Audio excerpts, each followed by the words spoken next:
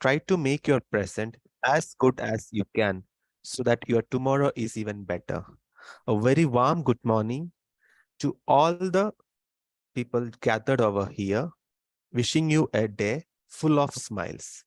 Yesterday, we had our first panel discussion and one scientific session on national education policy in align with our new syllabus. Today, we'll start with our first session that would be on the briefing of yesterday's session.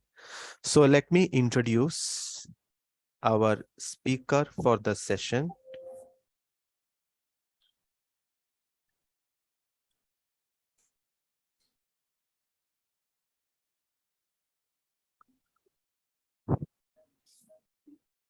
To summarize yesterday's session, we have Professor Banu Priya, who is the Vice Principal of SLM Global Nursing College and holding the post of Treasurer of Clinical Nursing Research Society at headquarters. Her qualification is MSc Nursing in Child Health Nursing, and she did MBA in Hospital Management, and she have total 13 years of teaching and administration experience in School and College of Nursing.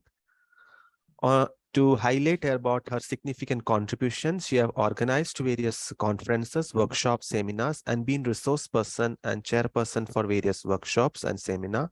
She is a nodal officer at Examination Board of RUHS Jaipur and member of Staff Grievance Committee of SLM GNC and Research Guide. She was awarded as the best teacher by RC Memorial College and awarded the best outgoing student of the year during PG and UG training. And also she's been awarded as in SNA State Biennial Conference. So I welcome you, ma'am, Professor Banu Priya, to brief up yesterday's session. Over to you, ma'am. Thank you, sir, for your humble words. A very good morning to all humble and busy dignitaries, our speakers, and delegates. On behalf of CNRS and SLM GNC, I wish to take the privilege to welcome you all back second day of this national virtual workshop. Before stepping into our second day session, let's have a recap of our day one schedule.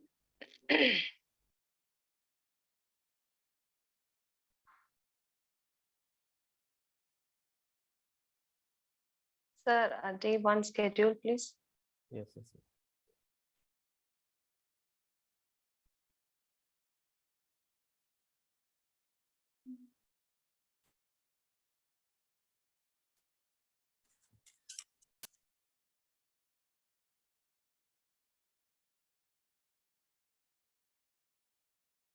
So during our day one, so it was inaugurated with the gracious presence of our Honorable Chief Guest, Dr. Deepika C. Kaka, Ministry of Health and Family Welfare, Government of India, and a guest of honor, Dr. Johendra Sharma, Vice President, INC, Dean, Faculty of Nursing, Rajasthan University of Health Science, Jaipur, and Dr. S. Annie Grace Kalaimati, Registrar, Tamil Nadu Nursing Council, Chennai.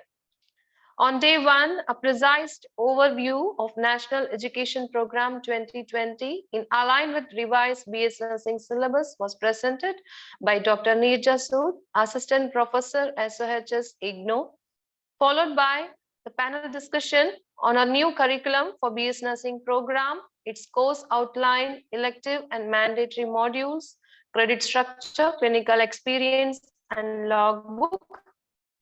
Our honorable panelists were Dr. Kalpagavalli Nageshwaran, Dean and Principal, Gujarat, Dr. Kandasamy, Dharan Nursing College, Salem, Dr. Bhuvaneshwari Das, Assistant Professor, Chhattisgarh, and Dr. Shukpal Kaur, PGI, Chandigarh, Dr. Basura Chandrasood, and Mr. Lloyd Melvin.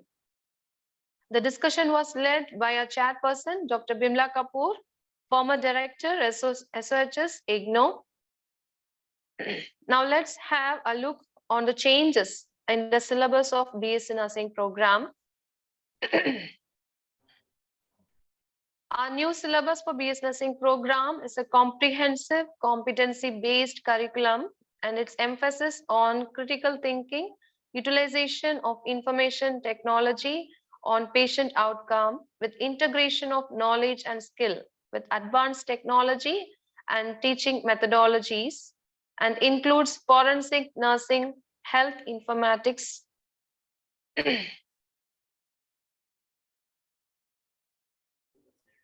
so the duration of the program is made as a 4-year course with 8 semesters, each semester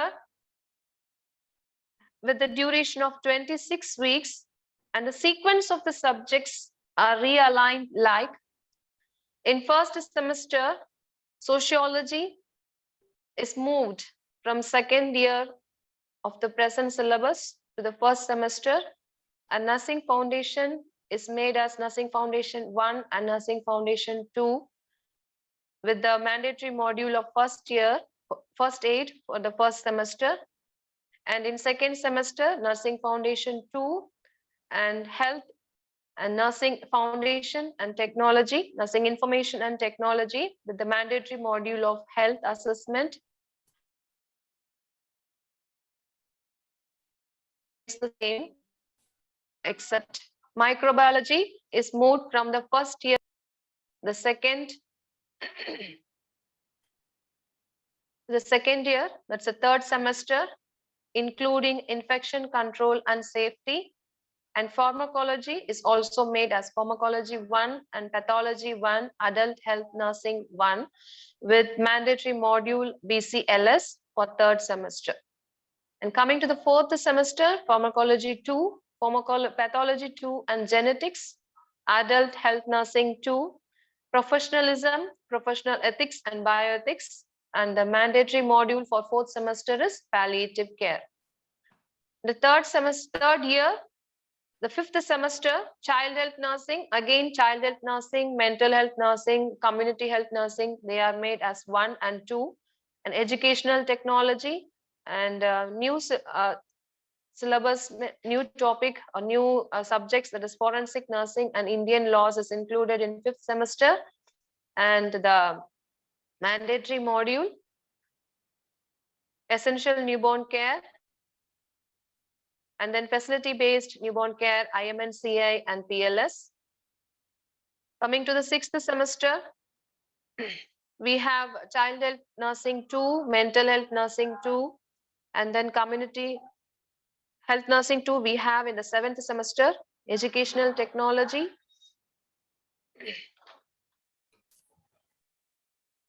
And then coming to the next fourth year, it has 2 semesters, 7th and the 8th semester. And the 7th semester, community health nursing 2, nursing research and statistics, and midwifery and OBG 2. And the mandatory module is safe delivery app. And in 8th semester, it is only internship.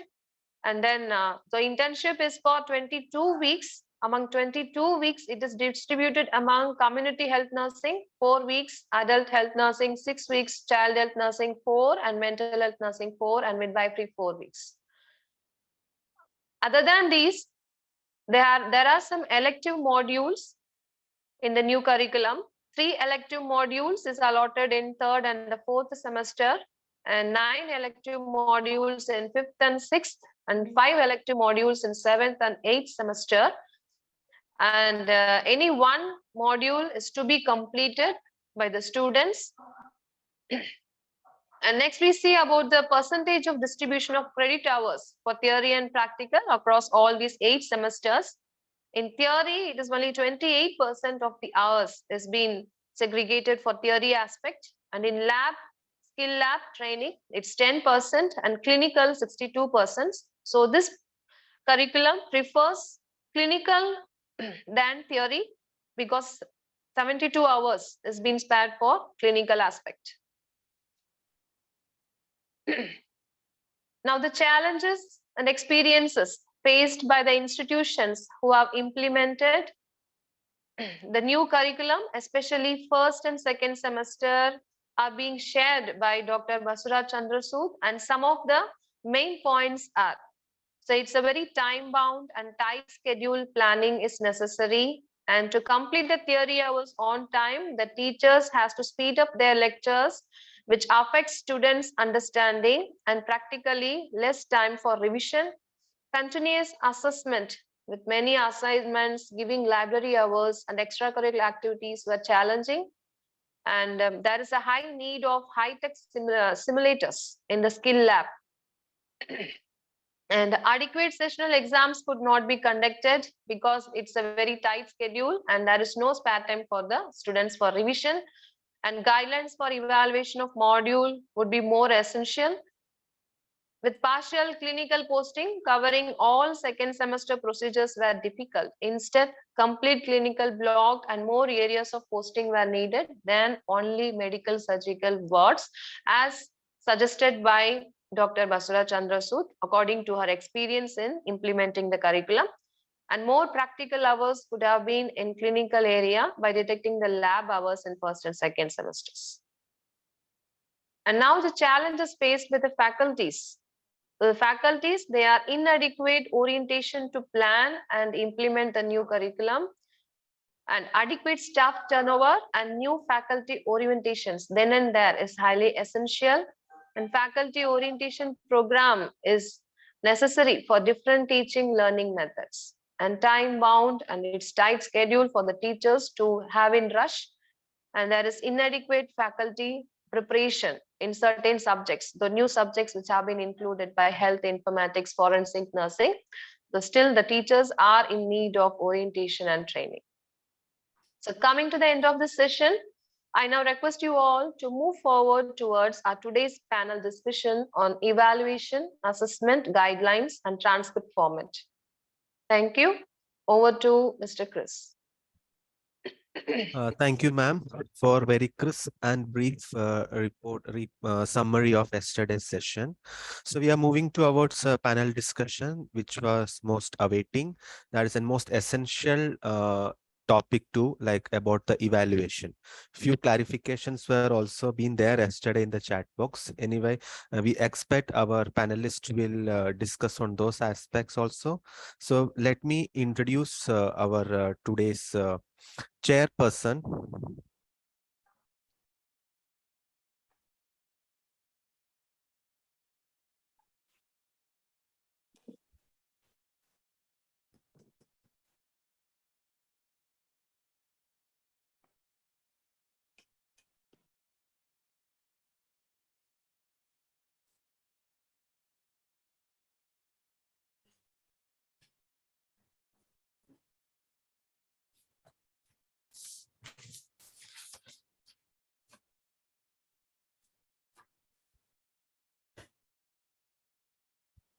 It's my privilege to introduce Professor Dr. Raminder Kalra, ma'am. Actually, we are so happy that you have accepted our invitation at the last moment. Thank you so much, ma'am, for understanding our crisis and you joined us. And professionally, she is a PhD nurse from IGNO and did her MSc Nursing in Psychiatry. She has professional experience of 12 years as founder principal of Holy Family College of Nursing, Delhi, and 25 years as faculty at RIK College, which is the most renowned college in India.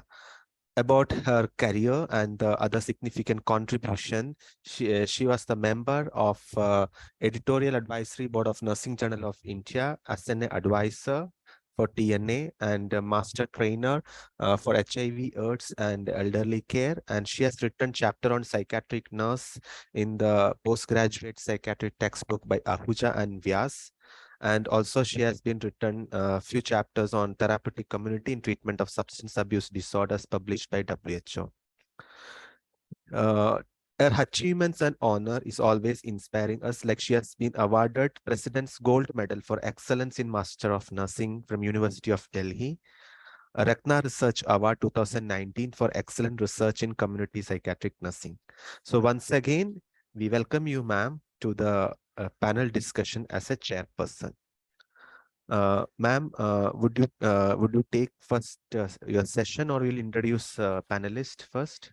If you want, you can introduce the panelists and then we can start the session. Not a problem. Yes. So over to you, ma'am. Please introduce our today's panelist. Yeah. Thank you, Mr. Chris, and Thank you, Bhanupriya, also for making our task much easier by reviewing on what was discussed yesterday. Thank And you. it's my privilege to be part of this workshop because we also had been going through a lot of discussion. Before we go into that, let me introduce our speakers. They're all expert speakers. We have our panelist, Mr. Madam M. Maheshwari, who is the principal, Swift Institute of Nursing. Then she is MSc Nursing, Child Health Nursing from KT College of Nursing and has done her BSc Nursing from AIMS Delhi. Her professional experience includes 23 years, in which 10 years exclusively in administration. She is NAT chairperson at Army College of Nursing, Jalandhar Camp, examination coordinator for MBBS Physiotherapy and Nursing at Baba Farid University, resource person for various national international conferences and webinars. She has educative role, internal and external examiner, paper evaluation at various universities and question paper setter. Madam Maheshwari has written research article, she has published research article in Asian Journal of Nursing Education and Research. Her research publication on survey in International Journal of Recent Scientific Research, which is Scopus Index. Also co-chairperson for TAT on capacity building for management of children in COVID-19 pandemic, organized by Director DGHS. Nice to have you, madam. We also have the privilege of having Dr. Rita Lakhani, Principal, Jupiter College of Nursing, as a panelist. Madam has done MSc Nursing in Medical Surgical Nursing and PhD. She has got professional experience of 25 years in various faculty positions along with critical care clinical experience.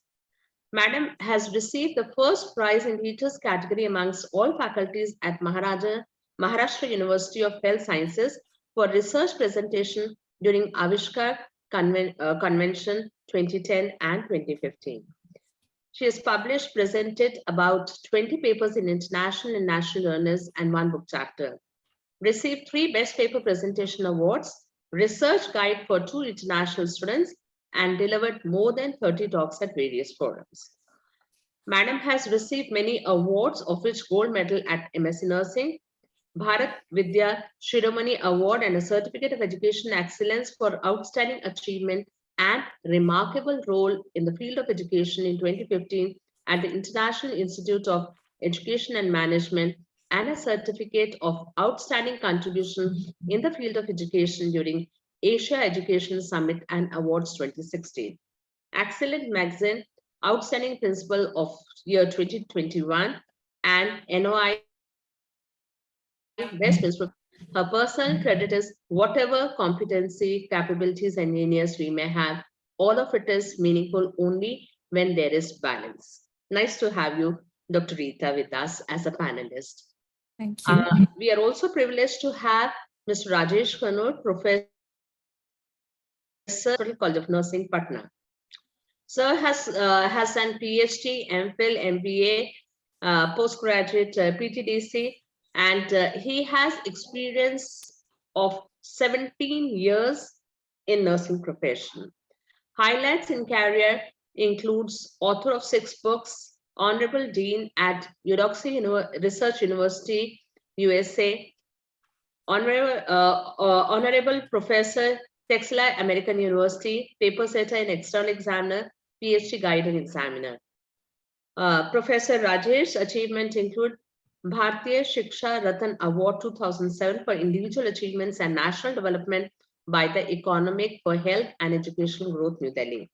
Shikha Bharati Award 2007 for excellence in education, and Parampara Seva Award 2019 by Parampara Foundation, Patna, Bihar, for outstanding contribution to nursing. We welcome you and we are very grateful to have you with us. And I also have the privilege to have as a panelist our colleague, Professor Dr. Unmona, who is the principal, Asian Institute of Nursing. Professor Unmona has done a PhD from Guwahati University, MSc SNDT University, Mumbai, MSc Psychiatry Nursing, and many other qualifications.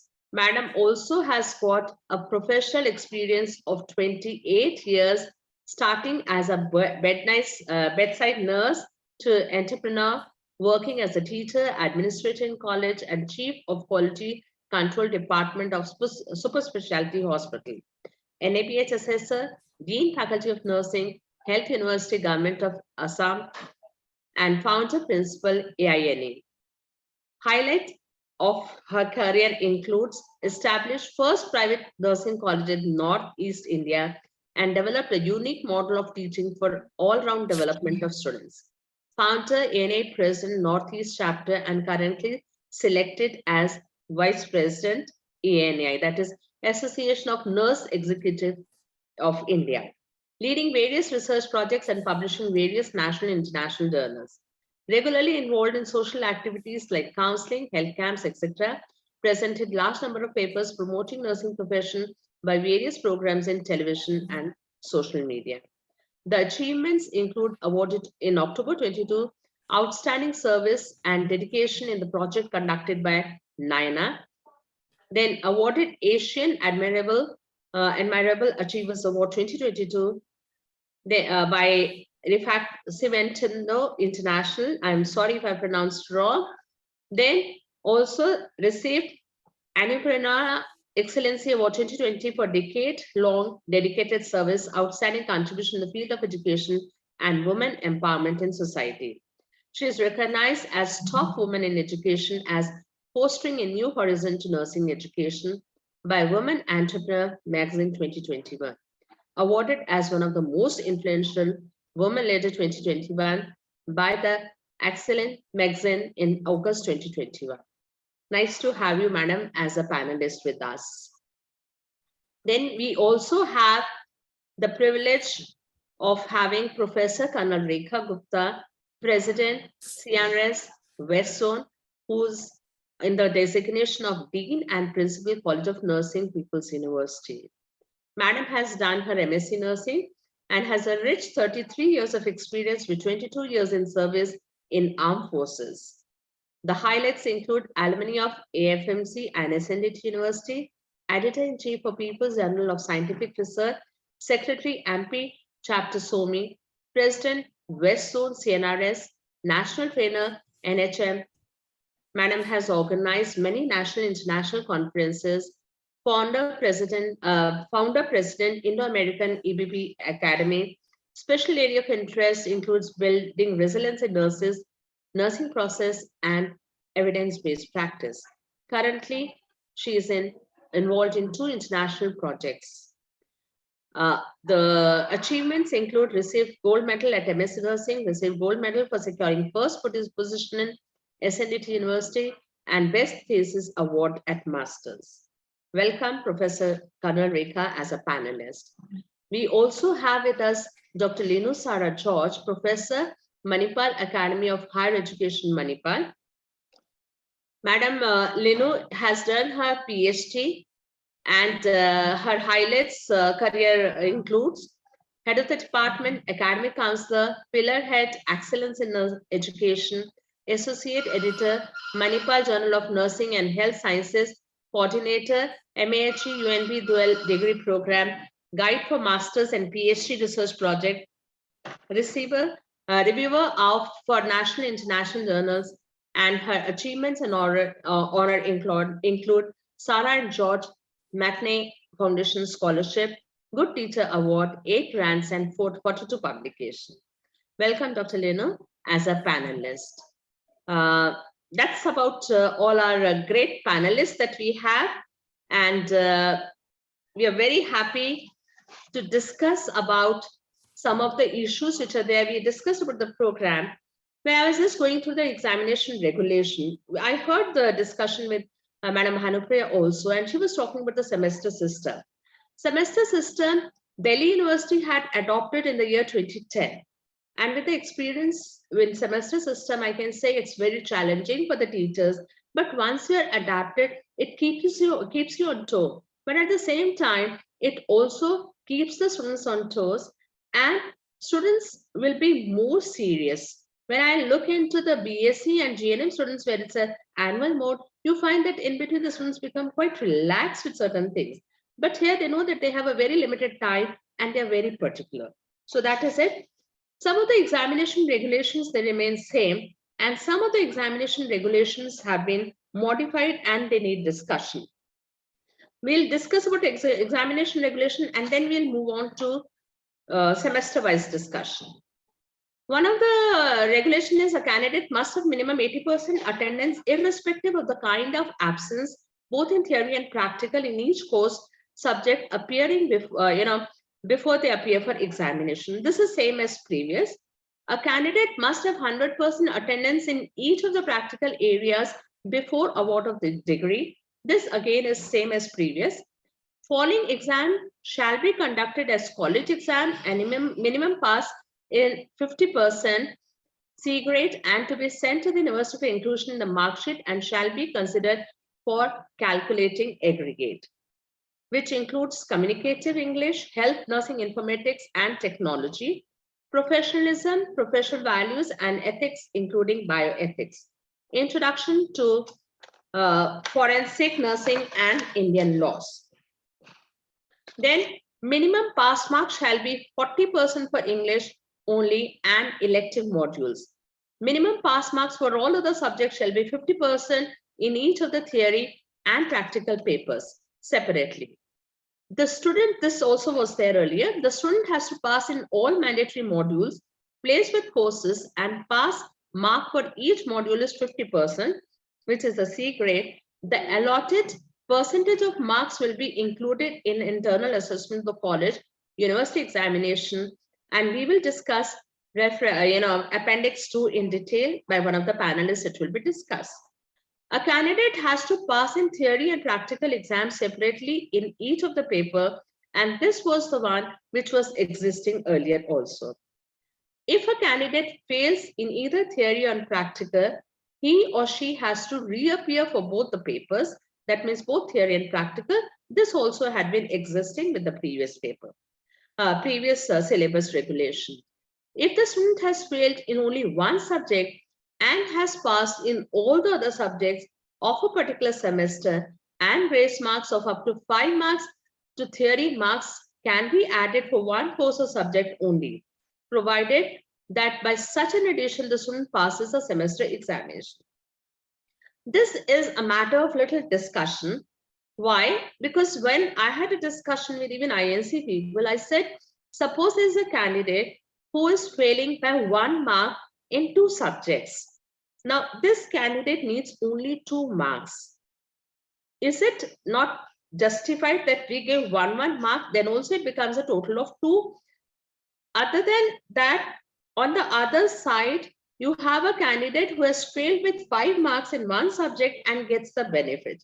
This, we did not get a clear response because INC said, no, we are going to follow what is written. But we have all the experts sitting over here. I saw Madam Bimla Kapoor also. We would like this point to be taken up in discussion later on. Then the candidate shall appear for exam in each semester, and candidate shall have cleared all the previous examination before appearing for 5th semester. However, the candidate shall be permitted to attend the consecutive semester. This needs to be discussed because in semester mode, if suppose due to any reason the student has not been able to appear in semester 3 or 4 exam, or has failed due to any emergency or any reason, and if the candidate cannot appear for semester 5 exam, it is going to cause loss of a year. And it is not only that, many students who are taking the education loan will not be given the loan in case the candidate is not promoted to next semester. This becomes little sensitive issue which needs to be taken care of, that there has to be some flexibility open for discussion during the discussion time. Then the candidate shall have cleared all the, again that it is for 7th semester also the same thing is there. The candidate shall have cleared all the previous examination before appearing for final year examination. So same thing being followed. The maximum period to complete the course successfully should not exceed 8 years. This is same as previous one. The candidate has to pass separately in internal and external. No institution shall submit average internal marks of students not more than 75%. So this was there earlier also.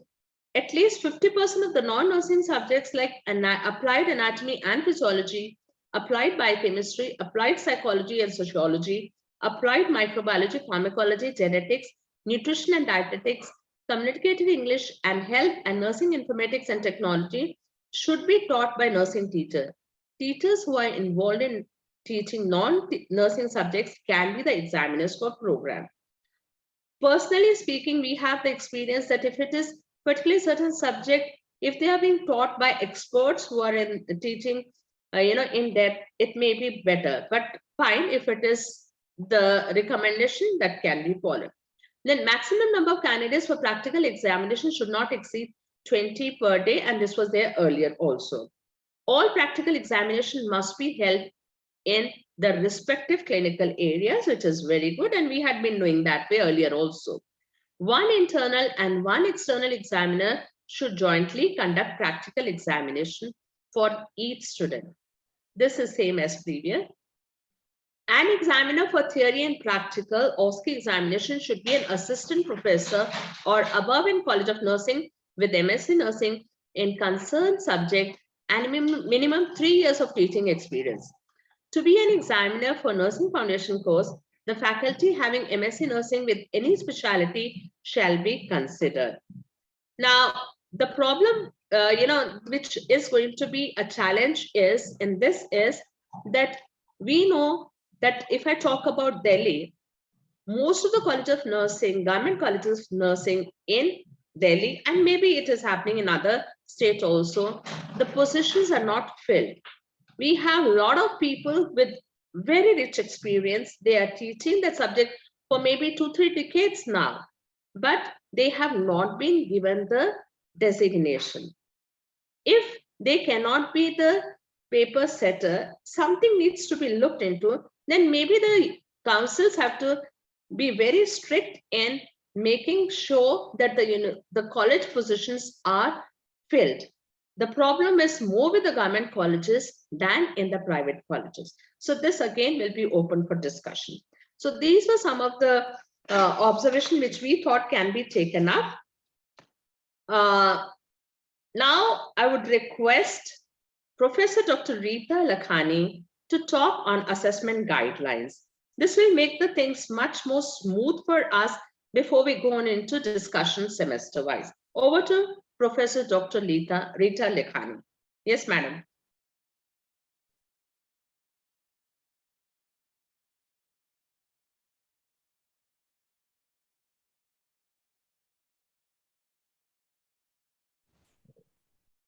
Yeah, thanks. I was not able to unmute myself. Thanks, team, for unmuting me.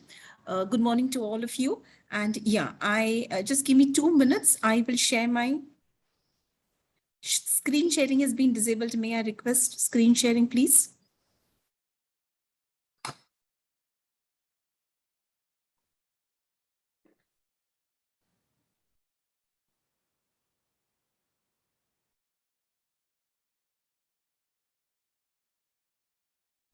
Hello, Mr. Abhijit ji, are you there?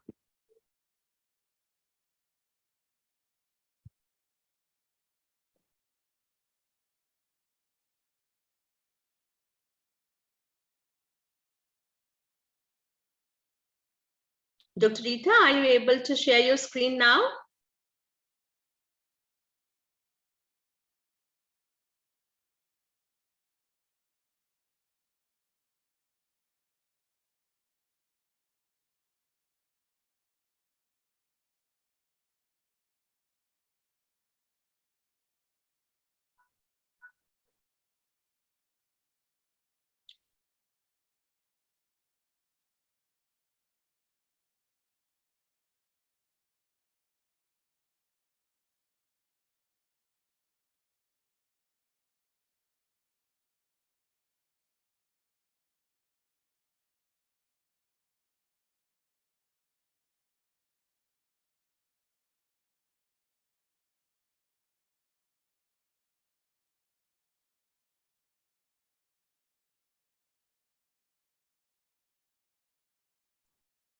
Was my screen visible earlier? Yeah, Dr. Rita, it was visible, but now it is not visible. Okay, fine. I stopped sharing because I was not getting a reply. Yeah, I was we are able to muted. see your screen now. Yeah, thanks. So,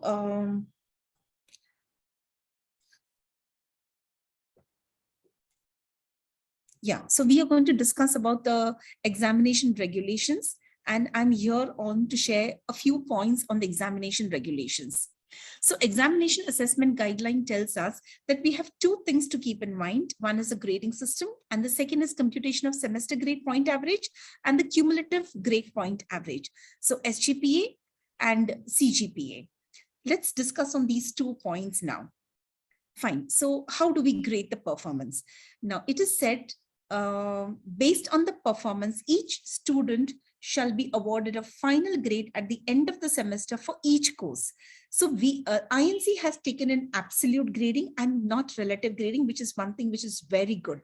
So absolute grading is used by converting the marks to grade based on the predetermined class intervals. And I'll show you all the predetermined class intervals in a very short time from now. UGC has put in 10-point grading system, and it is used with pass grade, which is modified. So this was slightly modified compared to what was first declared to us. Fine. So this is a UGC 10-point grading system, and let's start from O. 10 points is 85% and above. The first guidelines that came in was saying 100. It was modified to 85%, which is absolutely correctly done. A plus 9, which is 80 to 84. A 8, which is 75.79. So every time when I say 79, it is 0.99. So that there is a very clear demarcation into the classes. B plus is 7. And that is 65 to 74. B above average is 6, 60 to 64. C is 5, 50 to 59. The pass is equal and above 50%. Anybody who fails is less than 50%. And for all the electives and communicative English, it is 40% and above. That's grade 0.4. So the last grade, that's grade 0.4, has got a 10 class interval versus all the others are 5 class intervals. Pass grade is at C grade, 5 grade point, 50% and above. For English and electives, as I've said, pass grade is 4. Now we have to compute the CGPA and SGPA. CGPA is calculated with SGPA of all semesters to 2 decimal points and is indicated in final grade in mark card and the transcript showing grades of all 8 semesters and their courses and subjects. CGPA reflects the fail status in case of fail till the courses are passed. So that's a CGPA. Let's take an example of SGPA first to move on to CGPA. So SGPA is every semester. We know we have got 8 semesters, and for each semester, we are going to calculate this semester point grade average. This is the same example that I've taken, which Madam Punita had presented during her INC orientation program for all the principals and the candidates who joined in then. So let's assume that we have got 3 courses in a given year. The courses have been coded. Right now over here, we have put in 1, 2, and 3. Then we have got credits. Let's assume course number 1 has got 3 credits. Course number 2 has got 4 credit. Course number 3 has got 3 credit.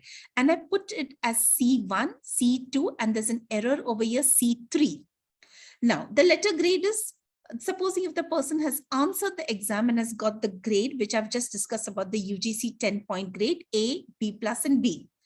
The grade point A gets converted and that becomes 8, 7, and 6. So I have got credit C1 and grade G1. Similarly, C2 and G2, C3 and G3.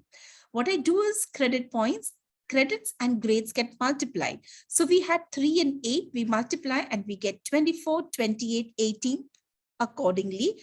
So SGPA is calculated with C1, G1 plus C2, G2 plus C3, G3 over the credits. Now, if you realize this is a beautiful phenomena because you're weighting the average, you're just not giving the average. So if a course has got more credits, it's given more weightage. You're weighting out and then that gets eliminated. I mean, it is included. So computation of CGPA is calculated with SGPA of all semesters to 2 decimal points and is indicated in final grade in mark card transcript showing grades of all 8 semesters and their courses and subjects.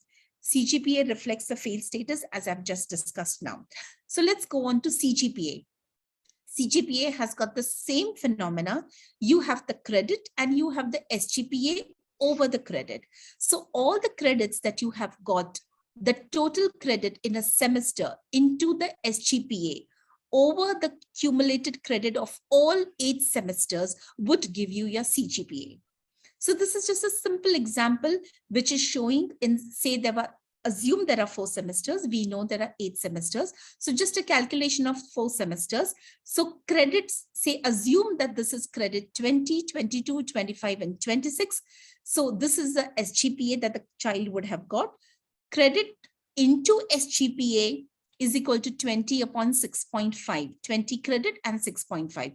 Similarly, you go on accumulating for each and every semesters. You accumulate all the credits of all the 8 semesters, put it over it, and what is the final score that you get is the CGPA. So as we have said, we have got 8 semesters and the final semester is the internship. Transcript based on the above recommendation on letter grades, grade points, SGPA and CGPA, the transcript shall be issued for each semester with a consolidated transcript indicating the performance in all semesters. Declaration of pass, first class with distinction, CGPA of 7.5 and above, first class CGPA of 6 to 7.49, second class CGPA of 5 to 5.9. So this is the simple guidelines that INC has given us. Over to the chairperson. Thank you. Thank you so much, Professor Rita. I think you have explained it very nicely on assessment guidelines, because once this is clear, then it becomes much easier for us to understand how do we do it in each semester. Thank you so much, Professor Dr. Rita. And one thing which is very good in this is that the credits are always considered. Otherwise, when we were doing the calculation, if it was a course with 270 hours also being evaluated out of 100 and 60 also out of 100. But this has made it more clear that we are going to consider the credit also. Thank you so much, Dr. Rita. And now I would request Professor Dr. Umanana to talk about the internal assessment guidelines. When we talk about internal assessment guidelines, they are same for each semester. So if we have understanding how it is to be done, for understanding each semester will become easier. Over to you, madam. Good morning, ma'am. Am I audible? Yes, you are audible. Is my screen visible? Yes, it is visible. Okay. Thank you very much. On the very onset, I would like to extend my deepest wishes and thank you to the Christ Thomas for inviting me for this webinar. And I'm very lucky to share the session with Ma'am Ravinder and also to see Ma'am Bimla Kapoor and all my expert panelists along with me. So very quickly, I'll go through the internal assessment one. Internal assessment, it is for theory, it is all same for all the semesters. First and foremost come continuous assessment, it comes 10 marks and attendance 2 marks. In the very beginning, I just would like to say, if any students are here or the teacher also to make it sensitize, they might be thinking out of 100, only 2 marks. So it is how important these 2 marks, it is not the marks, their attendance is how important that we have to sensitize to the students, because many a time they make absence nowadays unexpectedly. So however the percentage come like this, if anyone attend, so like here we have to say 80% is the basic. So if they appear 80%, attend 80%, they can appear the exam. This is the pass mark for them actually. Then come the marks, 80% no marks. Then will come 80 to 84.5, 85 to 89 1 mark, and 90 to 94 1.5, and 95 to 100 2 marks. So these two things I want to say. One thing is that if you attend 80%, you can appear exam. And if you have the 2 marks, your transcript will be beautiful. This is, we have to calculate, very important. Coming to the written assignment. So as it is, we always say the BSc Nursing, we have a lot of assignments. So we all might be thinking the assignments are reduced. It is actually, there are many assignments, kind of like when you are writing the nursing care plan. So we have to write for many to make it perfect. So 1, 2, 3, 4, 5 like that by students. However, when we are going to calculate and consider at least of not only a nursing care plan, I mean, for any kind of assignments, whatever given in the each semester, at least 2 should be there and marks will be 10. Then coming to the seminars, micro teaching in individuals or 2, whatever it will be 2, it will be 12 marks. Same also here, our micro teaching, it is 1 done or 2 done, marks given, no. Until and unless in skill develop, they may be repeated, but the thing is that the marks will be considered when the skill will be developed. Then group project, work or report, that is 6 marks. So total will be 30. As we need the 10 marks, that will be dividing by 3. And there will be also a mandatory module. As you know, in each semester, there will be a mandatory module for SBM module for OB-GYN, and marks obtained by the students out of 10 can be added to the 30, totaling to the 40 marks. So again, if we are adding to that, then we have to divide by 4. Then sessional examination will be the 15 mark.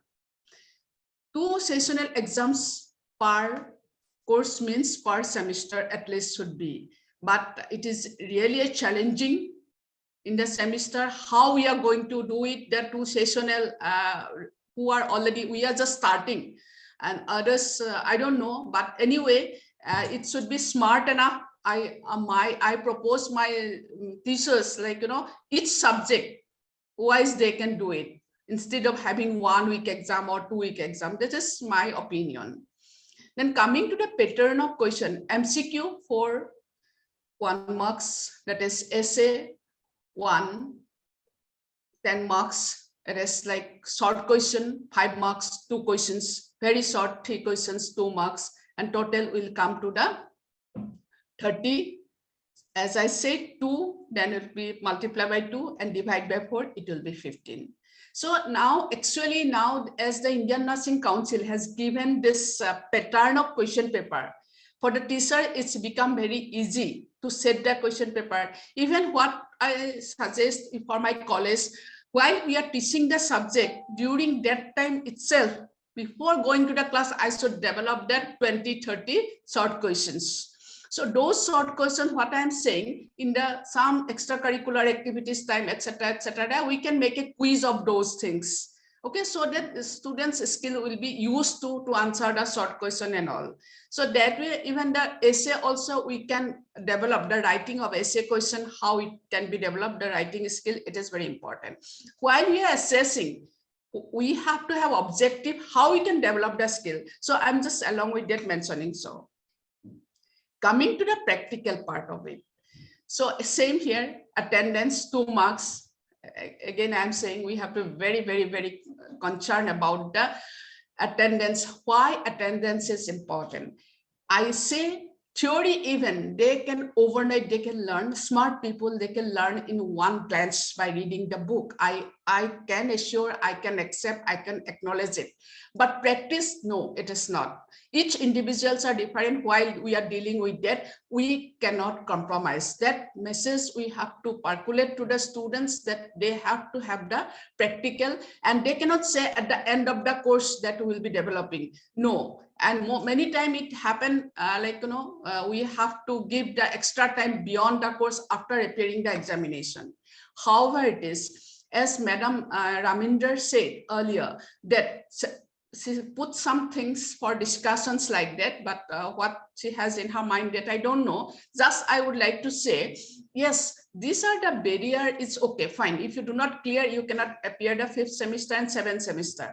Fine. But the thing is that there should be options. Well, how these options are, that also need to be clearly defined. Say, for example, the girl is very efficient, very sincere. Something happened to her, to herself or to her very near the parents, something like, how we can relax her. And she's capable enough, she can do it. So we have to explicitly write when we can consider.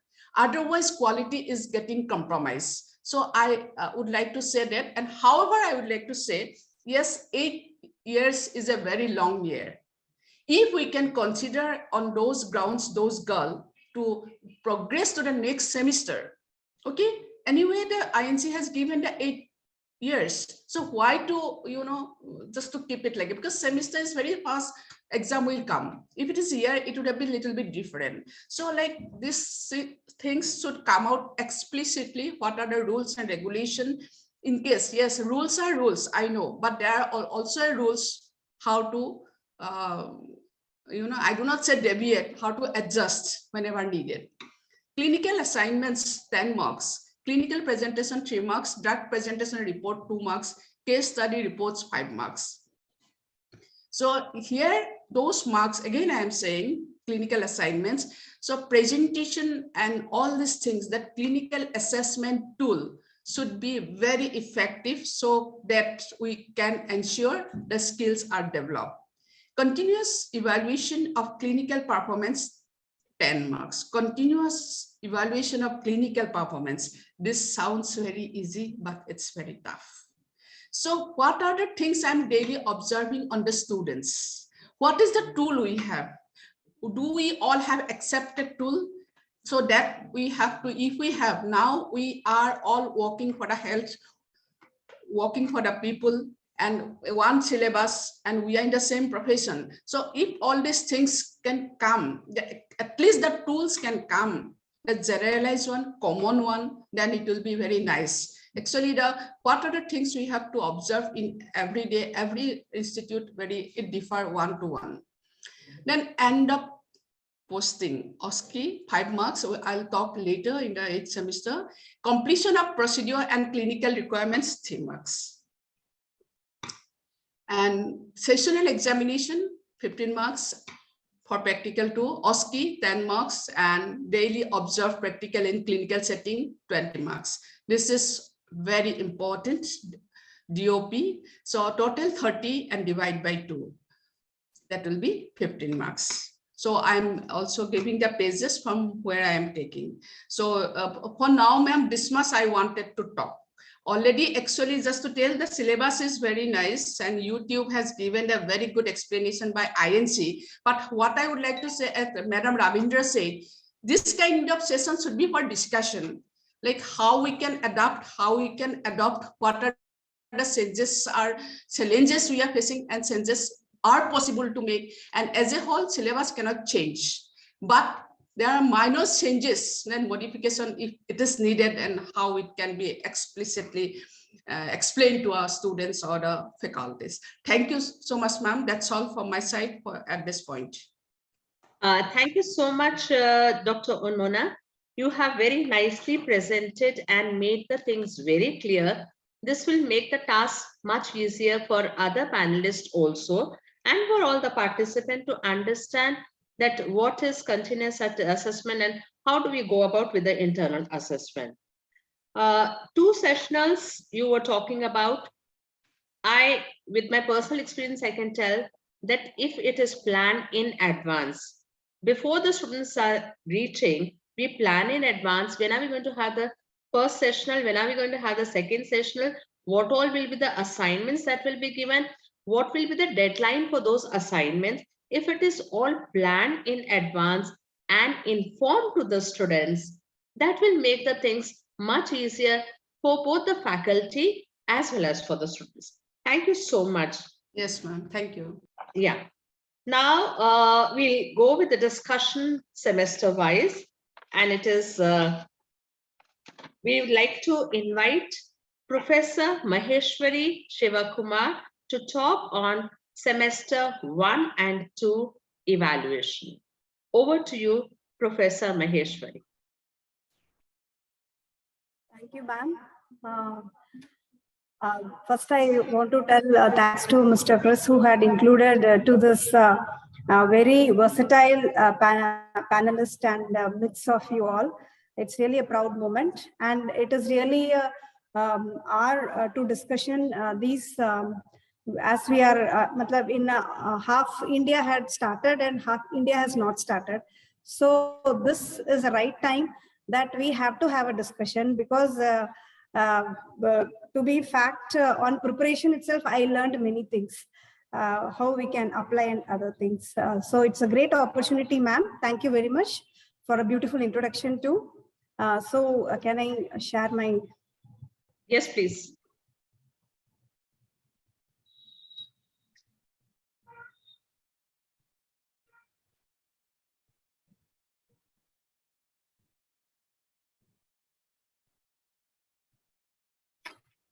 Hope it is visible. Yeah, it is visible. Just go into the slideshow. I hope I am in slideshow now. Yeah, it is now visible. Yeah. Yeah. So good morning all.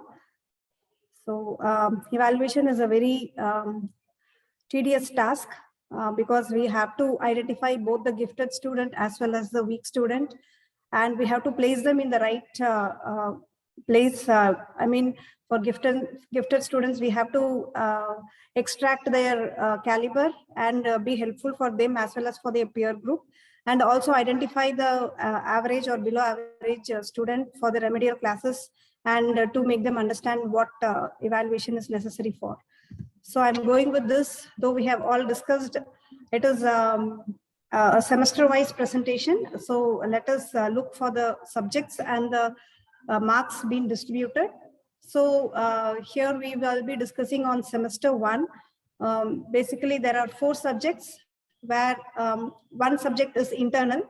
The 4 subjects are like communicative English, applied anatomy and applied physiology, applied sociology, applied psychology, nursing foundation 1. So these are for the theory, and here internally we have to calculate for 25 marks. And in nursing foundation 1, though we are calculating for 25 marks, it will be included in the second sem. Something like as the previous experts have discussed regarding end semester college exam and end semester university. So this college exam, we can understand it is a summative, I mean, which is internally we have to extract a mark. And there is also, we have to, university will be conducting for 75 marks. So we will be giving all the assessment calculated for 25 and adding with the 75. So this we have to conduct 2 hours English exam, and applied anatomy physiology for 3 hours for 75 marks, and applied sociology and applied psychology totally for 75 marks, and same for 3 hours. So practical, though we will be starting in the laboratories, and also we have to send for clinicals, but that credits and that marks will be included in the second sem. And here in the second sem, there are mainly 3 subjects where the health and nursing informatics is the internal. So it is like applied biochemistry and applied nutrition and dietetics, and nursing foundation 2.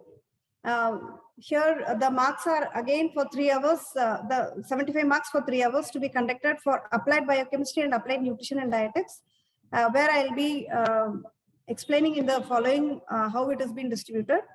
And nursing foundation 2 again for 75 marks for 3 hours, and nursing informatics and technology and health for 25 marks. And it is again for 25 marks we have to go for internal examinations.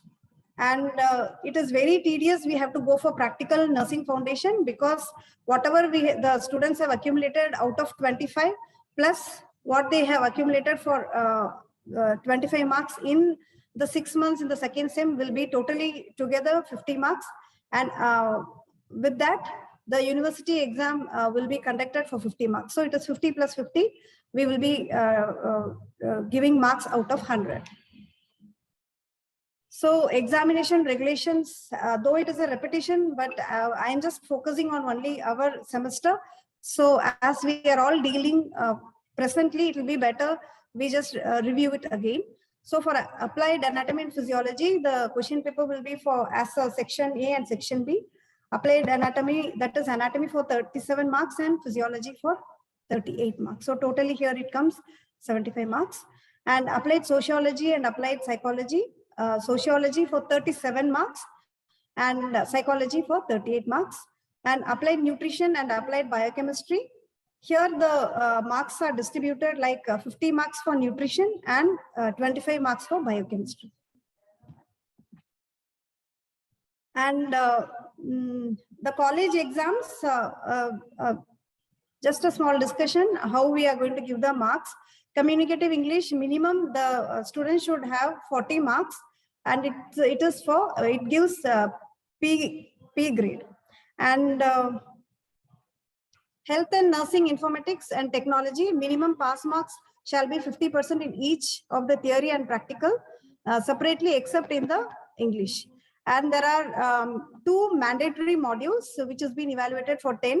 That is first aid in Nursing Foundation 1 and health assessment in Nursing Foundation 2. So these are the computation of SGPG. With the course code, it is there. English, that is 101 code. Credit we give for 2 marks and mark obtained is 80. In that case, we give A+.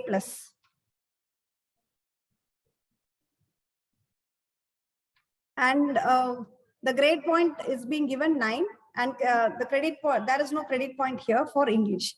And anatomy, the course code is 105 and physiology 110. Here the credit is 6, that is 3 plus 3, 3 for anatomy and 3 for physiology, which is credit 1, and mark obtained is out of 75, and the letter grade is A. So grade point here is 8. So totally the grade point should be both the credit into the grade, that is 6 into 8 is equals to 48. And sociology, the course code is 115 and psychology 120. The credit is again 6, total 6 and 3 plus 3. This is known as credit 2, and the marks obtained are 70. It is the letter grade is B plus, and the grade point is 70. It is grade 2. Here again it is 6 into 7 is equals to 42.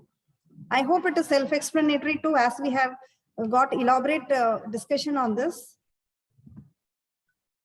And how the internal assessment is being carried on, like the continuous assessment is done for 10 marks, where attendance will be given 2 marks, assignment for 10 marks, presentation like micro teaching, group discussion, panel discussion, other presentation, totally we can go for 12 marks, and group activity, again group discussions, and total the internal or continuous assessment should be for 10 marks, that is 30 divided by 3.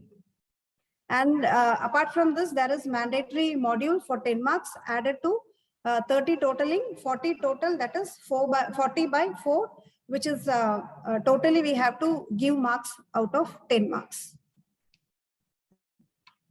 And the sessional marks, that is in theory, we have to conduct 2 sessional per course. The course is the subject, and it should be conducted for 1 hour. This is a sessional should be comprised with 4 MCQs, each 1 mark, essay 1 for 10 marks, short notes we have to give 2 for 5 marks each, and very short notes we have to give 3 for 2 marks each, that is 6 marks. So totally we give out of 30 marks, we have to conduct 1 hour sessional exam 2 times for 6 months, that is for per semester. And totally it is we get marks 30 into 2, that is 2 times, and totally we give, it should be divided by 4 and 15 marks. So the practical we can we have to conduct it in OSCE pattern, which should be conducted for 2 to 3 hours, and it will be evaluated for 10 marks. So this OSCE is something for few colleges it is new. But as a AIMS student, in 92 itself, our evaluation was done by OSCE. So it was done like monthly basis, weekly basis, so that the burden was not so much when we are going at a stretch when we are conducting for all 50. So it was weekly, 5 students or 10 students. Simultaneously, the teachers were tutoring us with this OSCE pattern. So it is really helpful, and it is very, very enhancement in skill development. It is very users friendly too. When students are understanding the purpose and teachers are familiar with the procedures and checklist, it is really a two-way learning actually. Both teacher as well as students are gaining skill, I can tell. Then DOP, which is the directly absorbed practical examination in the clinical setting. The duration, we have to have 4 to 5 hours evaluated for 20 marks. And here it becomes total 30 divided by 2, and we have to give marks out of 15. I hope I have cleared. Only as I have focused on the sessional 1 and 2, and already we are discussing repeatedly, I just highlighted the important things. Thank you, ma'am. Thank you all. Thank you so much, Professor Maheshwari. If you could just stop sharing your screen. I think it has been a wonderful discussion talking about semester 1 and 2. You have very clearly given the overview of evaluating the semester 1 and 2. And now I would request Professor Dr. Rita Lakhani to talk over semester 3 and 4. Over to Professor Dr. Rita Lakhani. I hope I stopped sharing my screen. Yeah, you can stop sharing your screen. Yeah. I really didn't know how to stop sharing the screen. It's right on top where it is coming in red. Stop sharing. Yeah, got it. Thank you. Thank you. Yeah, thanks. Over to you, Professor Dr. Rita Lakhani. Yes.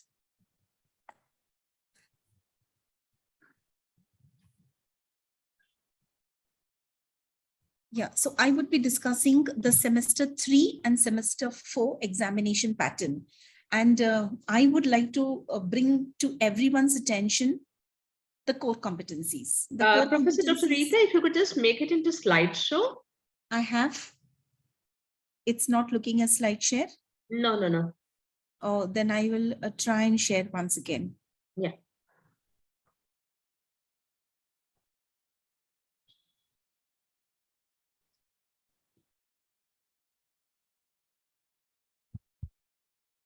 Yeah, so I think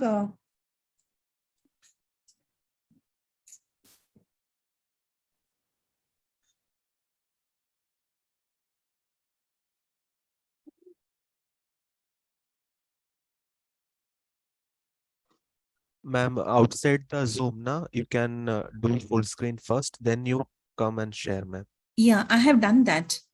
That's why I said I'll log out. Sometimes, I mean, I yeah, will. Sometimes Microsoft has such issue.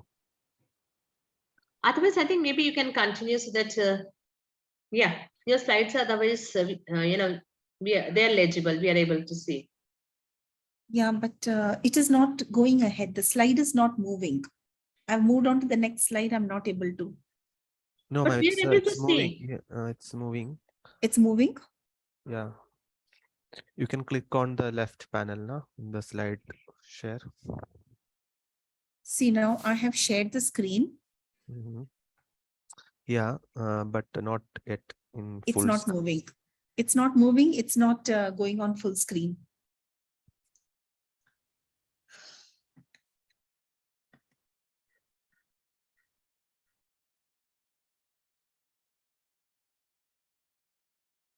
It was the same slide, na? Your first presentation. It is continue only, no? It is the same one. I'm continuing with the same slide. Actually, I do not know why I'm having a lot of technical errors today. No issue, ma'am. You please read. Otherwise, it's understandable. Yeah. No? Now I've shared from the other one. Let's hope this works. On a slideshow, please. Is it working? No, this is also not working. My slides are not moving.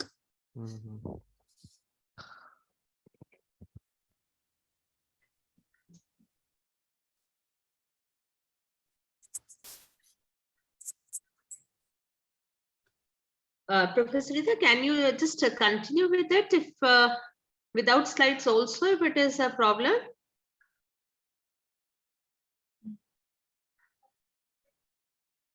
Okay, Yes. I'll try. I'll try.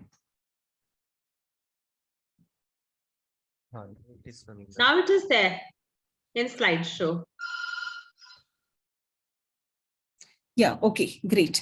So I was talking about these core competencies of the nursing practice that INC team has put in, and I think I tip my hat to them, because this model, that is NLN model, which is given by the Massachusetts Nurses of the Future Core Competencies, is something amazing. And as examiners, we need to focus and keep very clear thought process on these core competencies that we want our student nurses to develop. Let me quickly run through the university examination pattern. I think the previous speaker has given us a very subtle and clear message about the university examination pattern. And I think once again, we need to tip our hat to the examiner, to the team who have worked on this. They have given a balanced opinion, a balanced framework of how we need to set our examination paper. So they have put in MCQs, they have put in essays, they have put in short, and they've put in very short. So they want us, our students, to develop a lot of critical thinking, yet have that flair of writing also, whatever they feel about a case scenario. Again, the university practical exam for the first time has brought in OSCE and DOP with 15 and 35. Now, this thing that I have picked up is again from what Madam Punita had explained to us. Now, the previous slide which I shared with you all gave the overall examination pattern, and this is in the third and the fourth semester. In the third semester, we have pharmacology, pathology, and genetics. So there is section A and section B. Section A, which is 38 marks, and section B, which is 25 marks, and section C, genetics, is 12 marks. So again, let's have a look at the focus. They have not changed their focus of MCQ, essay, short, and very short. They have kept that when they had a good chunk of marks like 38 and 37. But when a smaller marks is there in your hand, they have moved away from essay. So we need to give a similar kind of understanding and questions to our students when they are doing their sessional exam and the other exams. In case of the marks are too difficult, we may skip on the essay. Is not possible, but we can even give a smaller essay question if need be. Next, we have continuous internal assessment for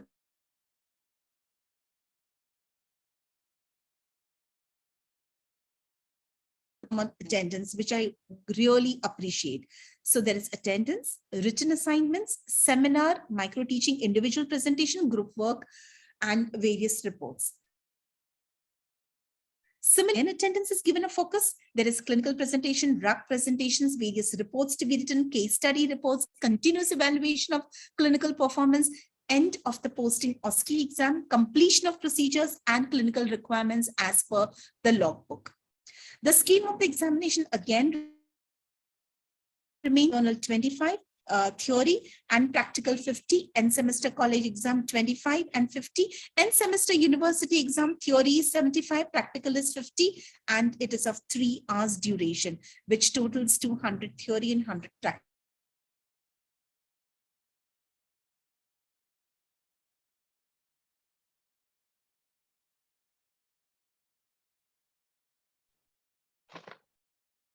Professor Rita, we're not able to hear you.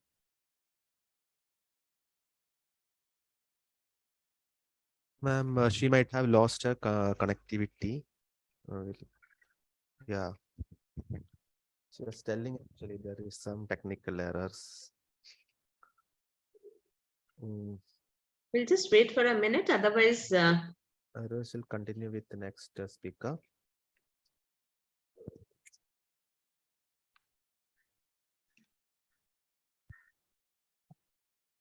I think maybe there is some internet connectivity issue. Yeah, So can we move on to the next speaker, please? Yes. And then we'll come back to this. Yes, yes, yes. We have Dr. Rajesh Konur, who is professor from Kurchi Holy Family Hospital. to discuss on semester 5 and 6.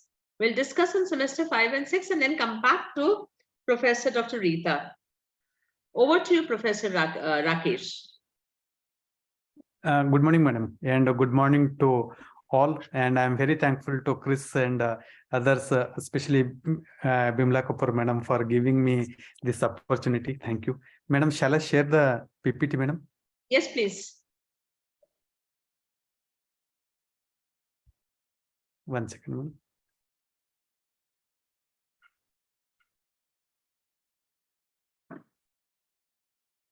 Is it visible, madam? Yeah, we are able to see. Okay, welcome to today's evaluation. Clinical Nursing Research Society is conducting today. Just within this few minutes, okay, we will see that about an 5th and 6th semester evaluation. Okay, and in credit structure, courses, evaluation methods, and examination. 1 second, ma'am. Of course, if you see this one, already we have seen that one, which are all the subjects are there at an 5th semester. Okay, Child Health Nursing 1, including ENBC, FBNC, IMNCI, and PULSE, Mental Health Nursing, Community Health Nursing, Education and Technology Education, Introduction to Forensic Nursing, and including Indian laws, and self-study, having different credits like an 3, okay, 3, 5, 2, 1, and also hours, okay, 60 credits, and 60, 100, 40, 20, 141. Then skill lab, having an forensic, okay, introduction to forensic and Indian laws 40 credits, 212.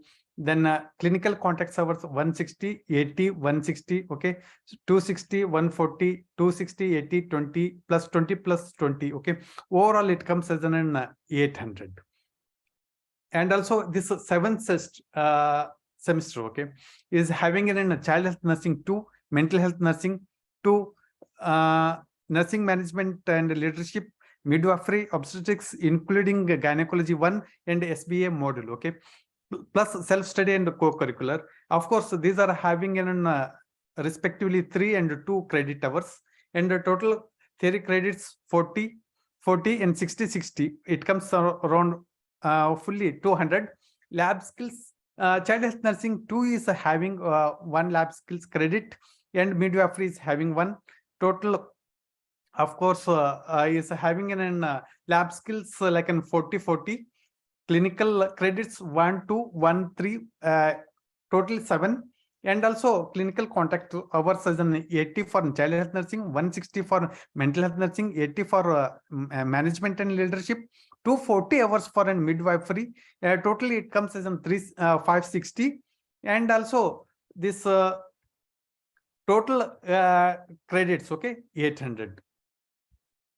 And come to an examination pattern, okay. Here we are having in a 5th and 6th as an Child Health Nursing is an internal, Mental Health Nursing is also an internal, and this Community Health Nursing, okay, and Educational is an external, and including Forensic Nursing, okay. At the end exam, okay, end semester exam is only for Forensic Nursing, and in a Community and Educational is having for an 75 marks, having in 3 hours, okay. But introduction to this Forensic Nursing and Indian laws is having for an 2 hours for an 50 marks.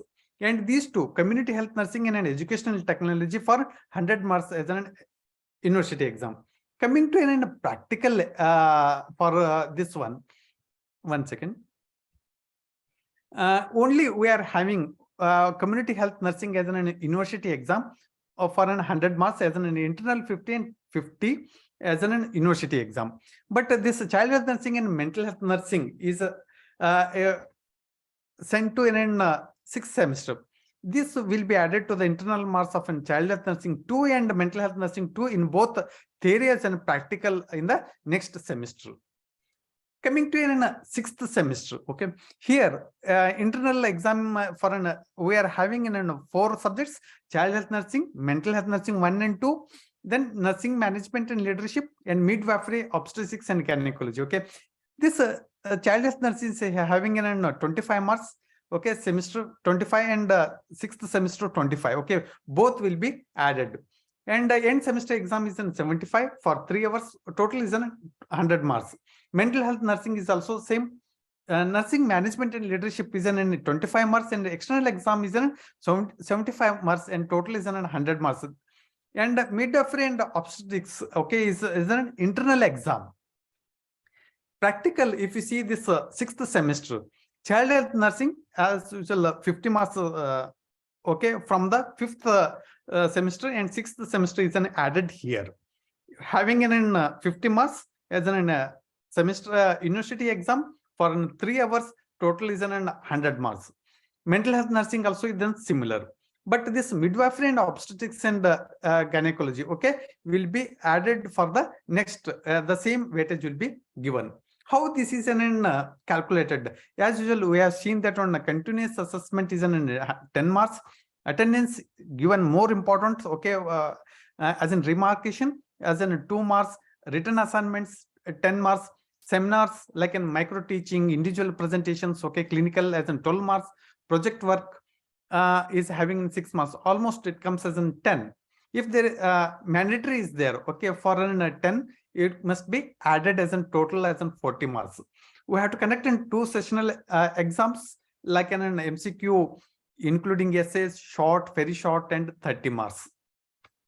Practical continuous assessment for an 10 marks.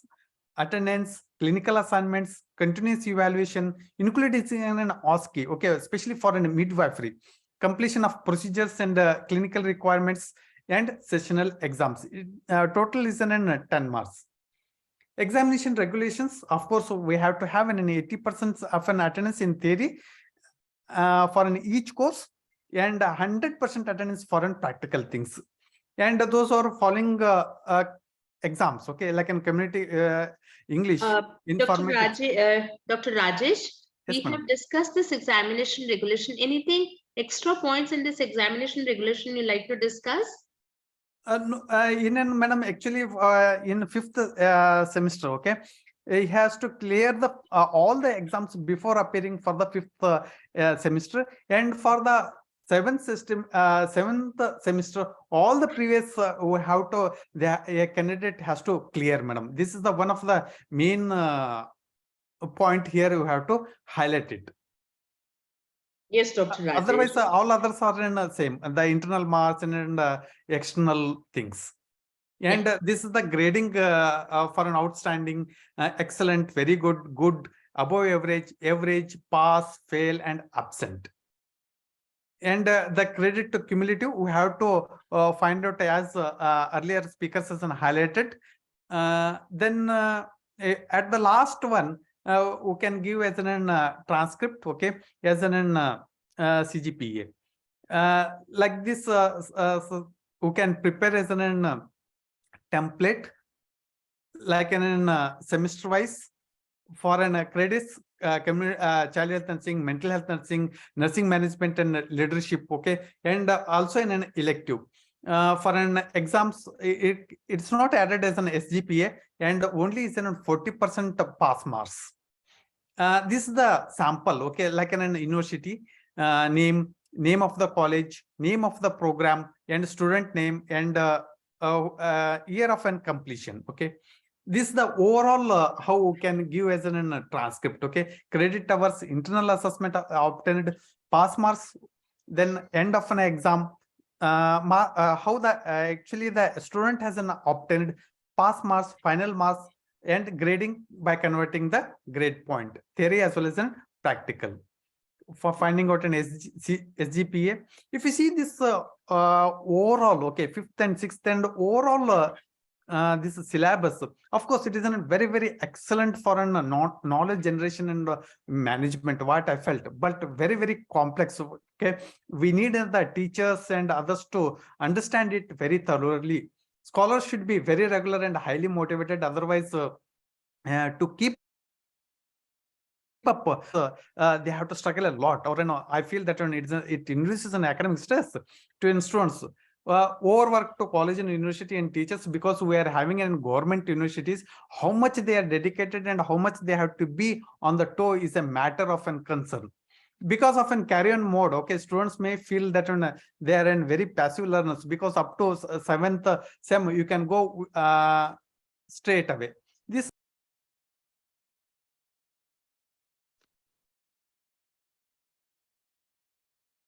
Dr. Rajesh, we are not able to hear you. Sir is muted. hello. With this, see, of course, it is a very excellent program, okay, what INC has given for as a knowledge generation and management, because it includes all the Bloom's taxonomy applications. But I feel that in a complex, okay, need more intensive understanding of for the teachers and others. Scholars should be very regular and highly motivated, and it has to. It is a work for and much more work for a college teachers, principals, and all the administrative university peoples and teachers, because of an carry-on mode. Okay, students may feel that they are in passive learners up to in seventh sem, they can go easily.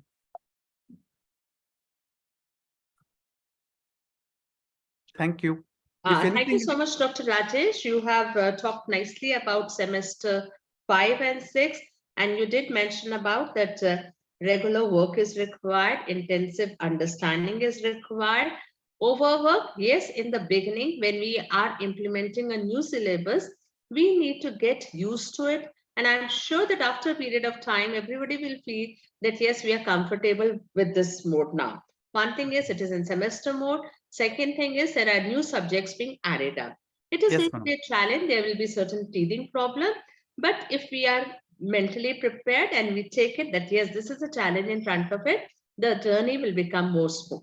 Thank you so much. One more thing, one point I want to add it. What about in this odd badge? How this university will regulate it? See, it is up to the universities how they are taking up.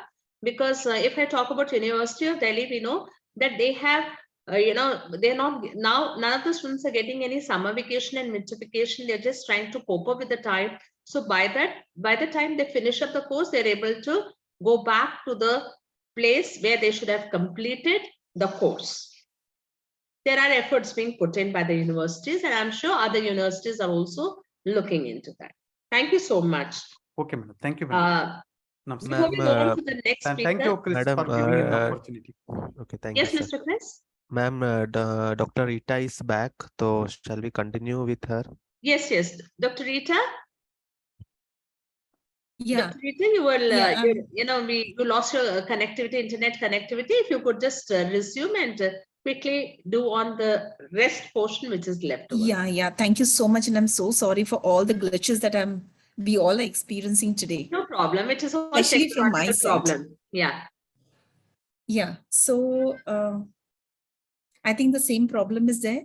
No problem. You can just go through the I'll just continue. Yeah. So when we look at the third semester, we have this applied microbiology and infection control, in which includes safety. So we have an internal exam of 25 marks, end semester university exam of 75 marks. Pharmacology 1 and pathology 2, which moves on to the next semester. Adult health nursing 1, which is 25 and 75, and practical, which is 50 and 50.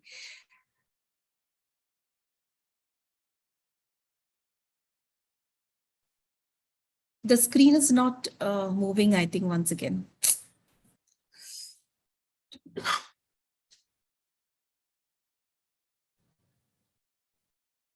Is it visible now? Yes, ma'am.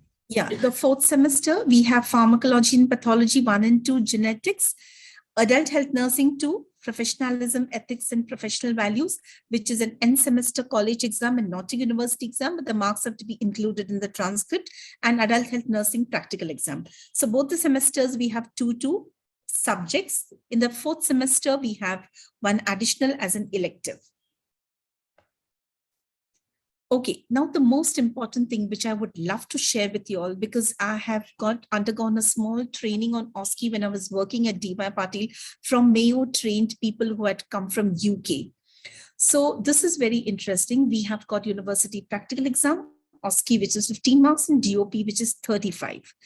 OSCE examination will be conducted alongside Viva oral examination, both in the internal and the final examination. And observed practical clinical is a final internal external examination, which also includes assessment of actual clinical performance in real settings, including the Viva. So we see the nursing process application and direct observation of procedural competencies. Minimum period of assessment in the clinical area is 5 to 6 hours. Evaluation guidelines are generally provided. Fine. So now this is the OSCE, which many of us feel that we have to only assess procedures. Now there's a wide gamut of how we can assess OSCE. Say, for example, if I take the third semester, and in the third semester, I have got certain procedures like oxygen administration, postural drainage, insulin, pain assessment, GJ feeding, care of surgical drains, ABG, how the person is collecting, post-care of cardiac catheterization patient, then hearing of various lung sounds and heart sounds. How does a child assess blood sugar? How does she follow barrier nursing? And I want to see her communication. So I've decided about 12 stations and I keep about 2 rest stations. So say, supposing if I've decided 10 stations and I keep 2 rest stations, now I need a big hall where I have kept OSCE procedures, the steps of the OSCE procedures, or I have kept questions. So say, supposing if it starts with oxygen administration, I would just say this, I have an simulated patient out over there, and the simulated patient shows that the patient is having difficulty in breathing. And when the person assesses that it is because of bronchoconstriction, then she chooses to start oxygen to the patient after reporting to the doctor. So which oxygen administration mask she uses? Postural drainage. How does she clean the postural drainage, or how does she change the bottles? How does a child assess pain assessment? So if I go back to the competencies that INC has very beautifully given us, I have all the scope of assessing the competencies in this station. So say, supposing I want to assess patient-centered care. So if she has, how does she care for a cardiac cath patient in the post-operative period? If I want to assess her professionalism, I have a simulated patient who's throwing up a tantrum. How does she maintain her professionalism and communication? I want to see her teaching and leadership. So if she's administering insulin, what is the kind of teaching that she gives to the patient? What care the patient has to take and how the patient needs to follow this procedure at home? System-based practice. Does she know how vital signs are assessed and recorded in the system? In health informatics, it goes along with how does she practice the system and how does she record it? How does she use the health informatics to understand the patient's outcome? Teamwork. So if she finds that if the patient has arrested or she wants to give BLS, how does she coordinate and give BLS to the patient? What kind of safety precaution she chooses when she is ambulating a simulated patient? What kind of quality improvement knowledge she's using when she's using, say, for example, barrier nursing? What is the evidence-based practice she's using, say, supposing when we are giving her GJ feeding, so on and so forth. So if I have put in 10 stations, understanding each and every competencies, if I'm not over enthusiastic, I want to be a little more simpler in the examination, I can keep even 5 stations with 1 rest station. So in 1 rest station, the nurse, the student, my child will not do anything. She is just resting. And every time when she moves from 1 station to another station, she assesses people and she also answers the questions that I've written out over there. So OSCE is something going to be very, very interesting when we are assessing our students. And thank you.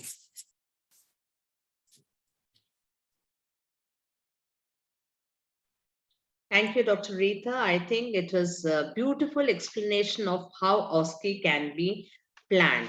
I'm sure that with your examples that you have given, it will be a great, it must have been a great learning, and all the participants must have got a lot of idea. Thank you so much for discussing on your semesters also, that is semester 3 and 4. Now we will have the discussion on semester 7 and 8 by Professor Dr. Unmona. Over to you, Dr. Unmona. Thank you so much, ma'am. I'm just sharing my screen. Can you see this? Probably not. Not yet. Sorry. No problem. Where it gone? Yeah, got it. And by the time Madam is sharing the screen, if there are any questions, please put it up in the chat box or be ready to ask them.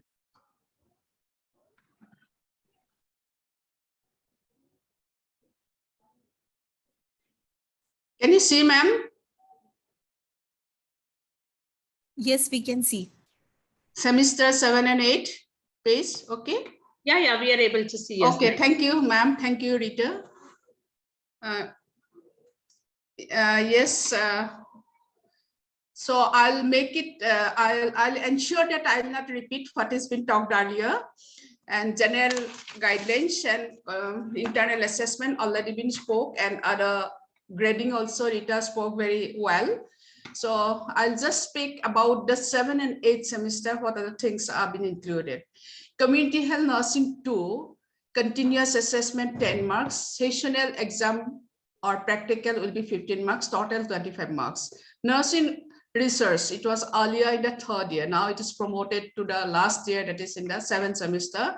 Nursing research and statistics, continuous assessment 10 marks, and sessional exam and practical will be the 15 marks, total 25. Both 1 and 2, 25 plus 25, 50 divided by 2. Coming to the practical, community health nursing 2, that is 20 marks for continuous assessment, and sessional exams 30, and midwifery and or obstetric and gynecology 1 and 2, 10 marks, and it will come for the sessional 15 marks. So total 25. This is given in the page number 414. Then coming to the practical, that is the community health nursing internal will be the 25. Semester university examination will be 75. And nursing research and statistics 25. And university 75, and total 100. Midwifery obstetric will be the 25, that will be carried forward for the last semester. Sorry, this is from the 6th semester to the 7th semester. It has been averaged. It was not included in the 6th semester. It is only taken as there is no university examination in 6th semester. It is carried forward to the 7th semester. Then coming to the practical, another one, community health nursing 2, 50, and for internal semester university examination will be the 50, then 100. Midwifery obstetric and gynecology 1 and 2, it will be 50, semester 6 25, semester 7 25. Then coming to the university assessment for the semester 7th semester, that is the theory practical. I'm just summarizing, though it has been mentioned earlier in very short. MCQ 12, that is 1 marks, 12 marks. Essay or the situation type of question explaining a particular situation, 2 questions 15 marks, and 5 short questions 5 marks, and very short 2 questions 4 questions 2 mark, total 8 marks. So like that, again, OSCE will be 15 marks, DOP will be the 35 marks. Then coming to the semester competency assessment, internal 100, university 100. So that competency assessment, then I'll talk about the competency assessment together. Competency assessment for internship is specialty 10 marks, and for OSCE it is 10 marks and total 100. Continuous performance evaluation will be 10, and 5 specialty 20 marks, 5 into 10, 50 marks, and so also OSCE 5 into 10, 50 marks. Then coming to the internal assessment on continuous competency assessment of 8th semester. Clinical performance examination 10 into 5, 50, OSCE 10 into 5, specialty 50 marks, and total 5 specialty into 20 marks equal to 100.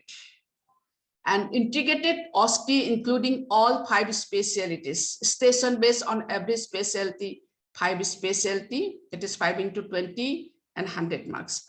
So here the questions, as I said, these are the things already been given very well in the INC guidelines. And we also know about it and explained also very well. My questions here, particularly for the competency assessment I said earlier, but here the challenges come for the 8th semester, ma'am. For the 8th semester, the question will come, I'll call 5 external, I'll have the 5 days exam. Just imagine, during that time, under that university, whole institute will be having the exams. Even will be having the crisis of the examiner. So what I was discussing in my college, if it can be done, if it is OSCE is done, in each station, one specialty person will be there, and there, but what are the vital things to be assessed? 10 vital things. After that 10 vital things, 3 will be assessed. Suppose for the pediatrics, Apgar score, okay, the resuscitation and the vaccination. So community health also, suppose just show the back technique, what are the integrated new policy protocol is coming in community health, like that we'll identify. In medical surgical, cardiac monitoring, few things we have to write it down, and at least 3 need to be evaluated each center. So will be the 5 will be done in a day. Even I say their institute to 60 to 100 students are there, even not even 20, more than 20 can go by giving appropriate allocation. Here again, my concern, I'm just expressing my concern. Again, another concern will come where you will get the 5 externals. I'm just thinking, in a college where you have both BSc and MSc and post-basic or whatever, definitely in one subject you have 3 teachers. So suppose BSc exam is there, we can have the MSc teacher, experienced MSc teacher. This is the one opinion I would like to forward.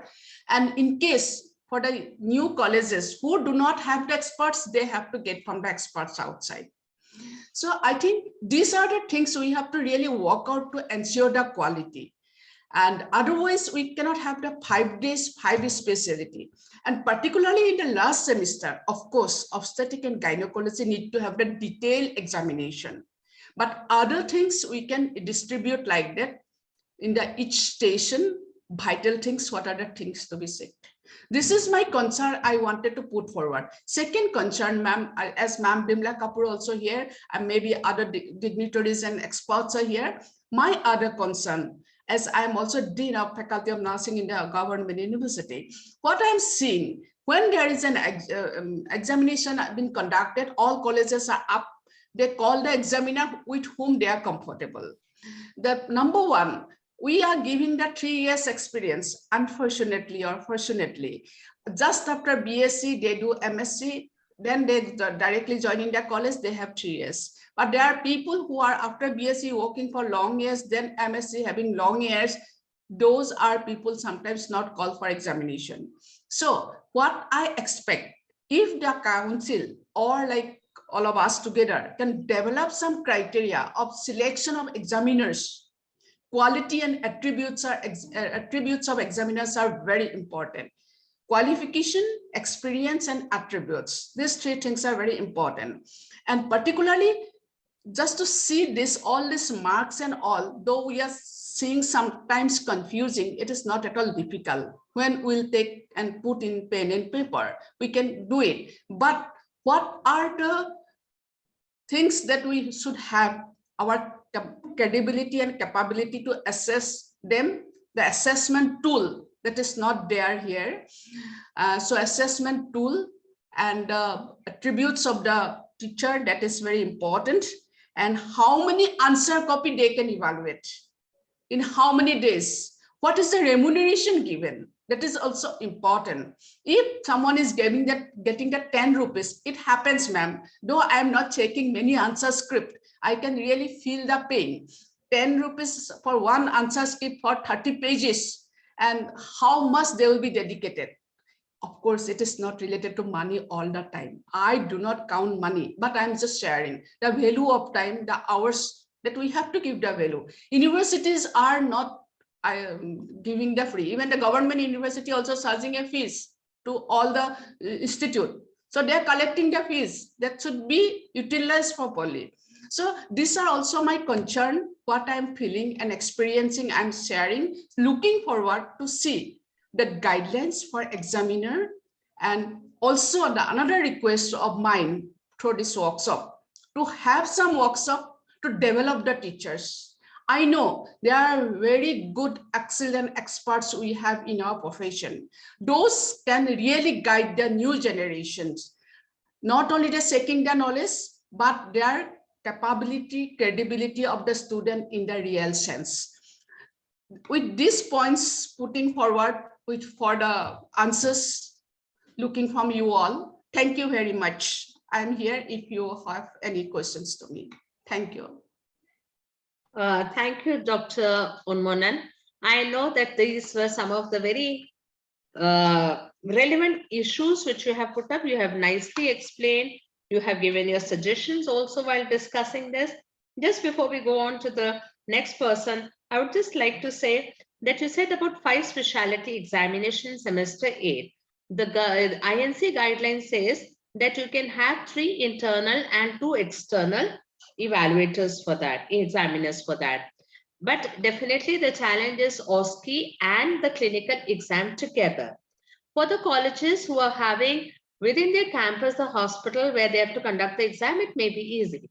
But sometimes when college and the place where you want to conduct the clinical exam, there is a, you have to travel, then it's a challenge how you're going to make everybody, the students and the examiners to travel. That needs to be worked out, whether you want to have OSCE for all in one day and the clinical on the rest other days. That needs to be having a very meticulous planning needs to be done. The quality of examiners is a matter of concern. MSc with 3 years of experience teaching the particular subject for which the person is made as an examiner is the criteria. This is usually with all the universities, and this is what is INC also gives guidelines. Remuneration you talked about, that's a very relevant, because we all need to talk about remuneration. It is not a matter that how much money the person is getting, but one has to get something which is good enough and keeps the examiner motivated. Many times it happens that you also face a challenge. Oh, it is just 500 rupees for evaluating all the 50 answer sheets, and people are not getting motivated. For this, I would request that all the nursing leaders should represent to the universities, because it is more of university matter than the guidelines from INC. Capacity building is definitely a matter of concern. Thank you so much. Yes, one please. more thing. Yeah. Ma'am, just one more thing I just would like to add over here. Yes, now OSCE, though it is not a new, but it is I can consider it's a new concept.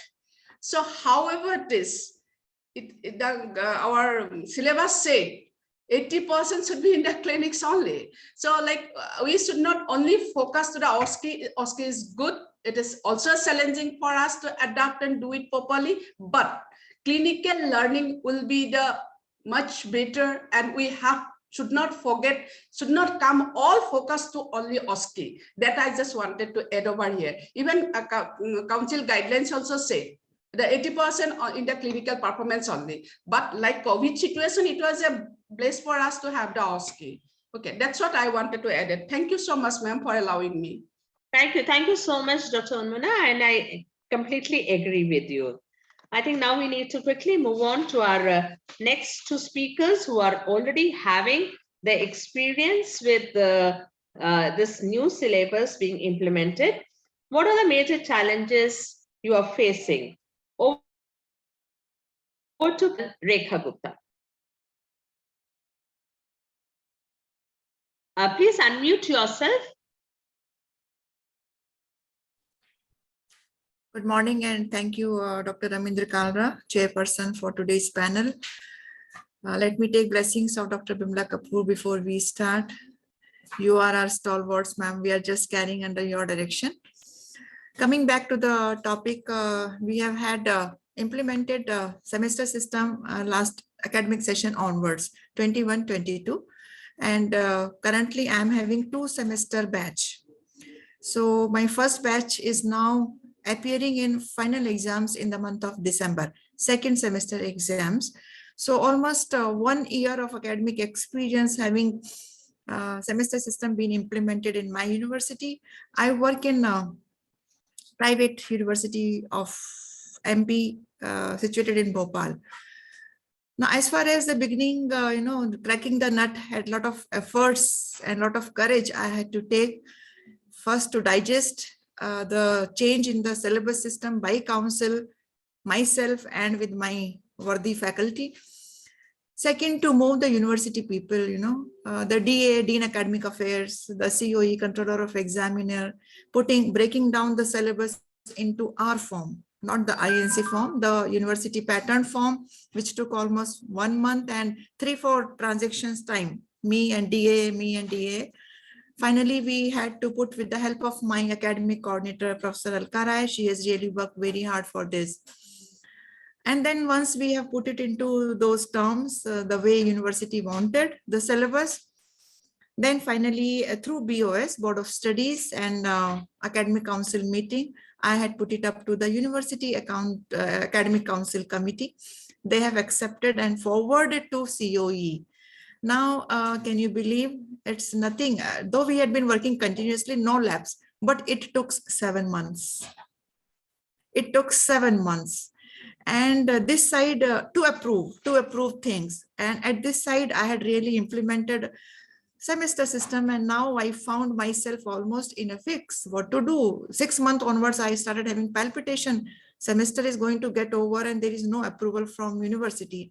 But with the interference of my influential people, management, and other people in university, finally, COE, Controller of Examiner, gave us the nod, And that was a very good moment for me. So the lesson learned is that cracking the nut is very hard, cracking old habits very hard, and coming out of the comfort zone and making changes is very, very hard, which I felt these are the 3 things, which had delayed my issues. And I really was running from pillar to post for this. So this was the hiccup, starting hiccups. But after that, I received a note from university. Immediately, we had to proceed for examinations, and we have conducted examination as per the laid down policies advised by council, which was very good. And I was having again palpitation, what will be the result? Because there is slight change in question pattern. Teachers are the same, but teaching methodology, we could not change so much in that first semester. But to my surprise, the result was very good. Only out of my 100 students, 2 students got grace. It is supplementary, which I really comment on my faculty, and we constantly working, and student also they have picked up, but of course they were bright students. From the last year onwards, I have changed my recruiting pattern also. I started having a little small entrance examination followed by interview. So I was doing filtration of students and I could take better students. So maybe these things have worked better. Nevertheless, the overall experience was very tiring. I could not sleep few nights, and but somehow the end is good. So what I meant to say now, to highlight further or to guide people from learning from our mistake, is that must take your university people in confidence. We must have meetings, which I could not have because people were not having time to meet to the nursing principal, So we in our post have to be more loud, more buzzing, more influential, which at least I could not do further how to do it more in my own place. I did the max I could do.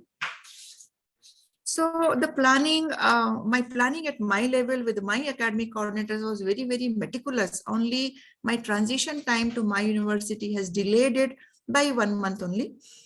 but somehow we are on track, and then followed by the semesters, we promoted those students to second semester, and now finally we are having a second sem exam in the month of December. Of course, changing the old habits of students going on leave, including faculty asked, what about Diwali vacation? What about Christmas vacation, winter vacation, and summer vacation? I said, now all these vacations have to go on vacation. So we have to change our mindset of having these many vacations. And this is the plus point. I feel the semester system has made our course compact, freezed, in the file form, which in one way is very good, which keeps the students and the faculty on toes. There is no relaxing time. Okay, abhi nahi to we can teach or learn in fourth one.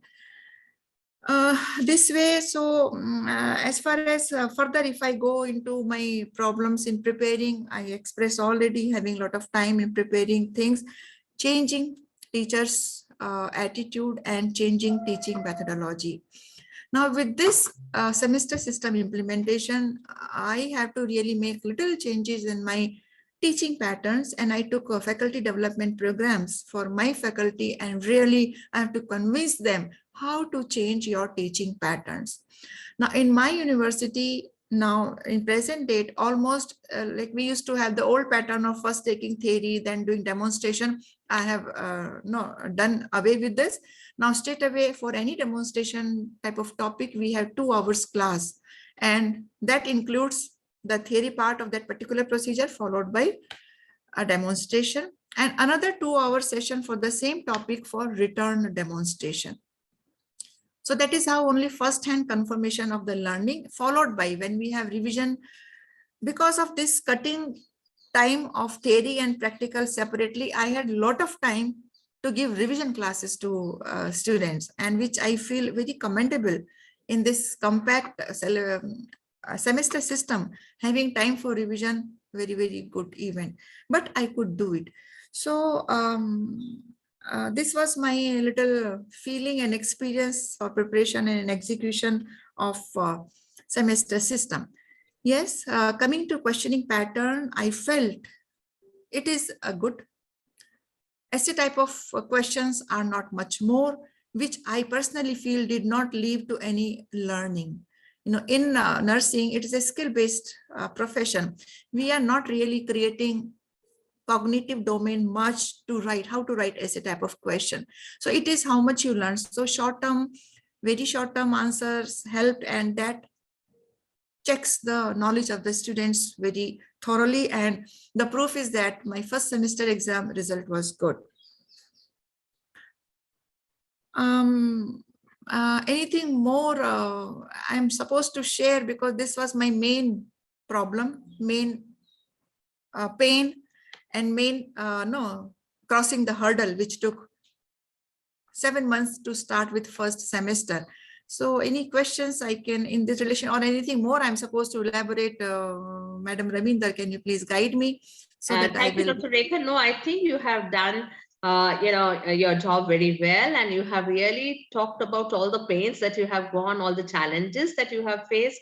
And I think all others also who are going through the same, now getting the approval, these are the challenges. I can just mention with the University of Delhi also, I had been going for the follow-up with other principals also, and we are finding it is a big challenge to get the approval, because especially there are questions related to that. If the national education policy says that whatever, and the semester mode says that whatever you are doing the learning in one particular semester, you need to evaluate and finish up there only. Do not carry on to the next semester. It is not only next semester, some of the subjects are being carried over to the next year also. So we are still in discussion, and there are still some of the hitches which we are also facing. And I'm sure that each university will have their own people to talk about. And for this, we are lucky that we had some meeting with the Dean Academics, Dean Examination, and still some of the meetings are lying pending, and soon those things will be taken care of. Yeah. And one more thing I would like to highlight, like my challenges have not stopped here. Now, as I'm completing second semester, my challenge is to come back with the elective courses, to develop that syllabus, to procure my faculty. And one more thing good I did, I really put my foot down to get faculty for psychology, sociology, English, and no, this communicative information technology. I did not put I said, you please give me, otherwise I'm not going to carry on as principal. I clearly told to my this, because with the limited number of nursing faculty, I cannot tax them with these subjects, and then their competency or their effectiveness for nursing subjects will be decreased. So when my management said that I'm very strong, then really they had provided me this faculty. And for forensic nursing, I would be taking, we have medical college, so that's a big asset. I will be taking faculty from there till the time we get competent nursing faculty to take forensic nursing subjects. But the challenges would continue because I have to keep my faculty in momentum always. You know, suddenly I have to really make noise, get them together. What's this happening? Please do this way, not this way, leave the old pattern, and including my internal evaluation system, I have to change. My biggest challenge is that with this change in academics, I cannot change anything. I cannot do anything extra. I have to continuously monitoring this development and the progress of my semester system, my students, the faculty and their problem. I find time is very less and it made me more busy. I'm sure if by the time 8th semester, we will be a little relaxed, faculty will be really changed to the new way of being conducted. I request the authorities that we must really do some repeated examinations for faculty to test their knowledge and skill and renew the license then only. Because if we are changing the syllabus and the things one side, one has to be really seeing how it has been implemented and how it's been evaluated and what are the end results to the students. How much it is affecting to the employability of my students, not that we simply change the semesters and carry on. So it is not the responsibility of authorities alone. I take the equal opportunity, equal responsibility myself. But then until there is some monitoring body, you know, human nature is we feel relaxed, and principal alone is not effective. People may chase that principal, okay, go, tata, bye-bye, sit at your home. I feel a little more has to be done in nursing profession. Lot more things have to be done, and we can do it provided we get together and collectively we raise voice and raise issues. That's all I have to say. Thank you so much. Thank you so much, Professor Kanal. Rekha Gupta, you very clearly said, and I think it is very relevant that faculty development is very important. Fine, whether to go in for the exam, but now the nursing councils are looking into that you have to have certain CNA credit hours to be getting your license renewed. That's a very good step DNC is doing, and I'm sure that the other councils are also taking care of. At least they are upgrading. That is something very good which is being done. Now we would also like to listen from Dr. Lenu Sarah George on her experiences. Over to you, Dr. Lenu. Yeah, good afternoon, and thank you all for giving me this opportunity to be a part of this panel. And special thanks to Dr. Raminther, the chairperson of the panel. Coming to my experience after implementing this semester syllabus, just like what Colonel Rekha has told, we also had to go through the various process and get approval from the university. It was like a day and night working together, because when there is a shift from what we are used to and suddenly there is a change, there is a lot of resistance. So everybody thinks whether we should do it today or we can do after 3 days. So that thought process was going on, but we could implement in 2021 October, because we had admitted the students in the month of October, soon after the COVID and other situations happened. So we also had to go through a lot of process, because 2020, we converted our annual system syllabus into outcome-based education. So soon after 2020-21, semester syllabus came in, so we had to do the whole process of converting the semester syllabus into the outcome-based education, which we follow in our Manipal Academy of Higher Education. But our university ROE, the Registrar of Evaluation, was very supportive in having a lot of discussion to come to conclusion of certain things about the grading, the marks which has to be allotted, how the credit system. We had a lot of different presentations, because combining the outcome-based education along with the semester syllabus, it was really a challenge. And even the faculty, initially INC has given an orientation to all the faculty members with regard to what are the new things which has come up in the semester syllabus and how it should be, how the credit system should be, how the SGPA calculation, how the CGPA calculation. That was just an orientation.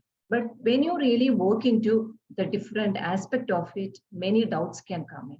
So we also had to go back to INC with a lot of clarifications with regard to that initial grading, because there were 100% or 10, the outstanding. That our ROE was really, in a kind of situation asking for, how can you think about 100% mark? Then we had to get the clarification from the INC and then bring it back. So the modification which has come, that was really helped us. And there was a lot of dialogues which we had, which came in when we had the semester examination, how these students' marks cut should be. INC has given a template. Can we modify any of those things as per the university, or we should be strictly following the template which is given by the INC? And there are a lot of things in the continuous assessment and sessional examination. We did not feel much pressure, but when we looked into, the requirements are more, but the time which is given for the semester is very minimal. So what we try to do is that looking at each of the student level, a first semester student can do what all things. Okay, looking at individual presentation, is it possible? A micro teaching may not be possible for a first year student, but can the first semester student can do an individual presentation. So according to the level of the students, and then we need to look at the competency of the students, whether they are attaining that competence. So whatever the internal assessment, whatever the continuous assessment which you give, you have to look into the competency, whether it's tallying with that competence, whether it's really helped the critical thinking of the students, whether it's the clinical reasoning of the students when it comes to the clinical subject. So that way we are trying to. Then OSCE was not a burden for us because we were doing the OSCE since a long time. So that was something which we could add to the system, and it was already existing, which we couldn't. But enposting OSCE, yes, of course, when we were thinking about how to go about doing an enposting OSCE. Because then we did, because we divide the student block into 3 different blocks, how to do that, whether time will be sufficient, but we could fix the things. So we consider any challenge will be an opportunity so that we will be able to do it in a better way. And so that has given us a track and given us a direction to move forward. And preparing the questions, that was a real challenge. In OBE also, that outcome-based education also, we were talking about the competencies. So our question paper pattern used to be similar kind, but application according to the level of competency, whether it's C1, C2, C3, if we look at the Bloom's taxonomy. So here, when it came to the semester syllabus also, we could follow that competency-based kind of questions, even in the theory exam, as well as in the practical examination. So that was something, but there are a lot of hurdles. Every day we need to have a discussion. I was the one who was taking the initiative because I was the pillar head of that excellence in education. The whole task has to come. As a team, we were working together and try to bring into a successful implementation of the syllabus. But there was some point which was put in the initial for the discussion is that grace marks. So our ROE was also having an impression if that grace marks, 5 marks can be distributed to the other subject, as how Dr. Raminter has told. If the student has lost 1 or 2 marks in more than one subject, if it can be distributed to those 2 subjects, the student can pass. It may be a benefit for the student rather than fixing this 5 marks for one particular subject. So that was another area which we had a lot of discussion, which was happening. Then another point is that, according to our understanding, is that if a student writes a repeat exam as a supplementary exam, the grade what the student, the score what the student obtained will be converted into the grade. It is not considered as just a pass or a C grade, because across our university, the various institutions, they use the capping.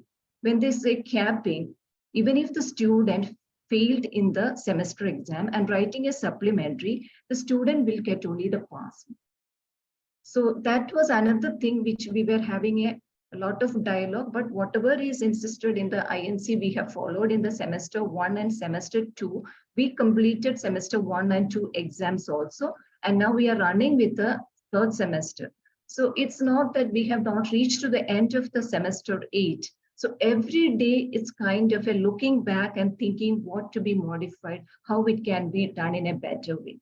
So that's how we are working towards attaining the semester 8 and completing. So once we reach semester 8, then we will know the path which we have gone through, how we have gone through, and then the implementation will be much more easy. So when we have to repeat the semester 1 at this moment, we find a little bit easy rather than the previous semester, how we have conducted it, because everybody is in the track. But I should say that we are all really in a hectic position now, because you don't have any other time to think of anything else, because the competency is one side, because skill-based learning is another side. And we all had this competency checklist from the beginning for the OSCE. So we were able to utilize that. And another thing which INC has told about the continuous evaluation in the clinical area, that also we were doing it before, but only certain modification which we have done to the tool which we were using it, and will be continued in that way also. So then about one issue which we came across is that we say that the student has to pass both in internal and external examination. If they fail in theory and practical, if they fail in theory, the practical and theory has to be repeated. But when they publish the marks card, are we really giving a failed effort, both theory, both practical as well as theory, or is it whatever the marks they obtained in the theory, it will remain as it is, and practically if they fail, that will be only the F. So that was another area which we were having a lot of dialogue about it, how to make sure that it is placed in the marks card of the students, because that was not a proper specification which was given for that. So that was another challenge which we had. And one thing, another point is about the transcript giving in each semester and the consolidated transcript. For me, our understanding is that if a student wants to get transferred to another university or to another college, so this will be something which is beneficial for the student to carry along with her, that she had completed these many semesters and she has a transcript with her stating that it's done. And when she take up in another college, that will be an advantage for the student. So it was a really good experience, and it was a really challenging experience, and it was a really hectic experience to move from the annual system to the semester system. But still we enjoyed the journey with a lot of hardship, and we could complete first and second semester, now running with the third semester, and every day discussions are happening, every day dialogues are happening, and we have a lot of curriculum conventions happens with how to evaluate the student, how to prepare the question papers. We have faculty development programs which is happening every year. And one thing what we make sure that is before the student get admitted into the course, and before we start the course, all our plans will be ready. The internal assessment plan is ready. We'll decide about what type of assignment, how it will be evaluated. And on the day one, or when we have the course orientation to the students, every subject, every course coordinator will discuss this with the students in the classroom, even in the first day. So the students are very much sure that, okay, this is the deadline for assignment submission. This is the deadline for my examination. So we also could conduct 2 sessional, but it was not very wide apart. It was very close. But we were following the same system, even the annual system also, that 2 sessional exam is mandatory. And that's being followed even for the semester system too. So this is how our journey from the shift of annual system to the semester system. But I'm very sure that once we are into the track, it's really a very good experience to go about and run the show. So that's all what I want to tell about it. If anything more, I can bring.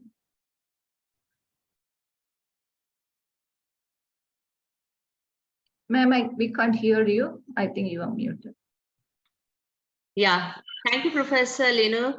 It had been very good hearing you and your experiences. You have talked very nicely about that there are requirements more, the critical reasoning which need to be developed. The supplementary exam is a challenge because with the semester examination, supplementary examination is not possible. In Delhi University, since I told that we are having a semester mode for BSc right from the year 2010, semester exam had never been possible. If it is semester 1, they have failed, they have to reappear in semester 3 along with other exam in the next batch. This is what is being followed. And continuous assessment, yes, this had been part, it was recommended earlier, and I think most of the colleges are doing continuous assessment. Practical, if they failed, then theory they have passed. There is a question also. They have to repeat both. It was there, the INC guidelines earlier also said that failing in theory, they have to reappear in practical and vice versa. Ma'am, that point is very true. We are also following the same thing. But in the marks card, when you put the score of the student, are we showing for the theory fail and the practical pass? Is it two separate alphabets will be shown? That was the confusion which we had. We are showing separate. If it is passed in theory, we are showing passed in theory and failed in practical or vice versa. And when they get a new one, a new mark sheet is being issued to the student. Right? Then transcript, which is to be issued in between. While I was having the discussion in university also, the national education policies talks about inter-college and inter-university shifting of the students. So anytime a student feels they need to shift to other place, there is a vacancy which is there, seat is vacant in other college, they can apply, that is their right according to the national education policy also. Thank you so much. And I think it had been wonderful going through discussion. We know that we have taken some more time, Mr. Chris, we are sorry for that. But I'm sure that the discussion which was going on, the experiences which they were sharing, I could not ask them to be a little brief because these things are very important. Just we'll take up some questions which have come up.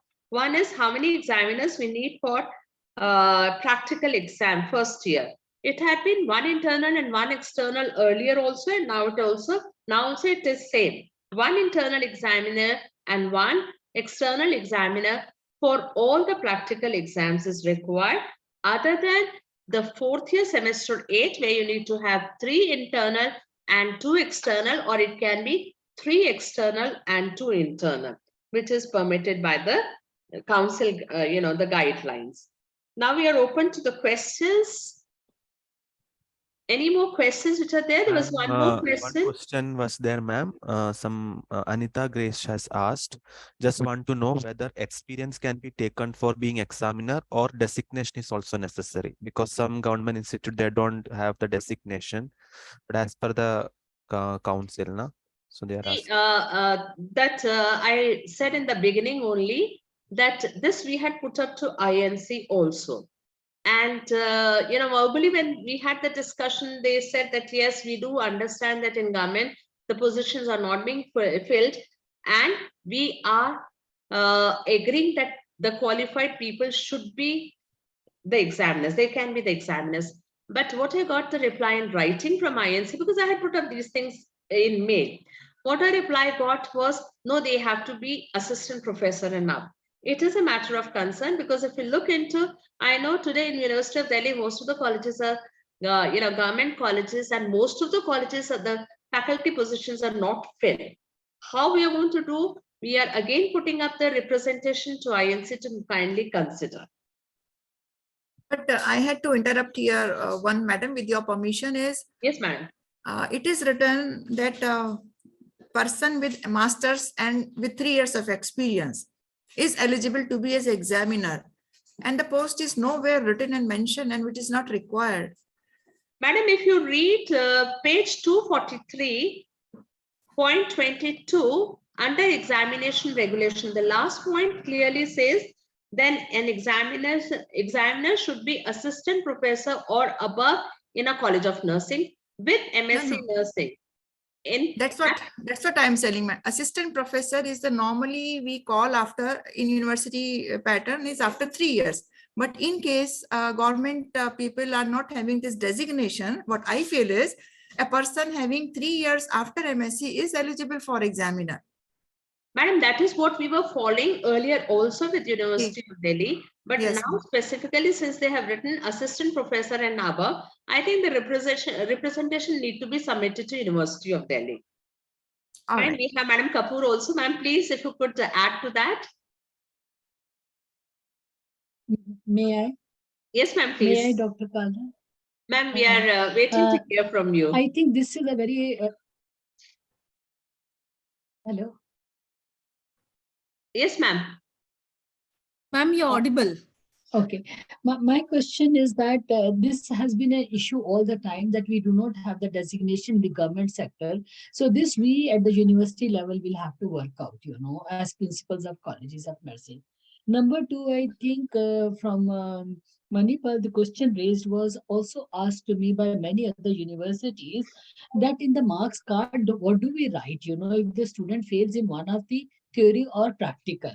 So in the semester mark sheet, what do we write?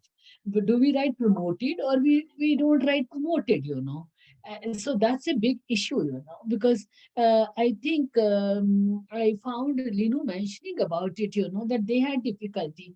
In the earlier university, we used to write promoted, but with the asterisk on that particular subject has failed and has to reappear, in the next semester.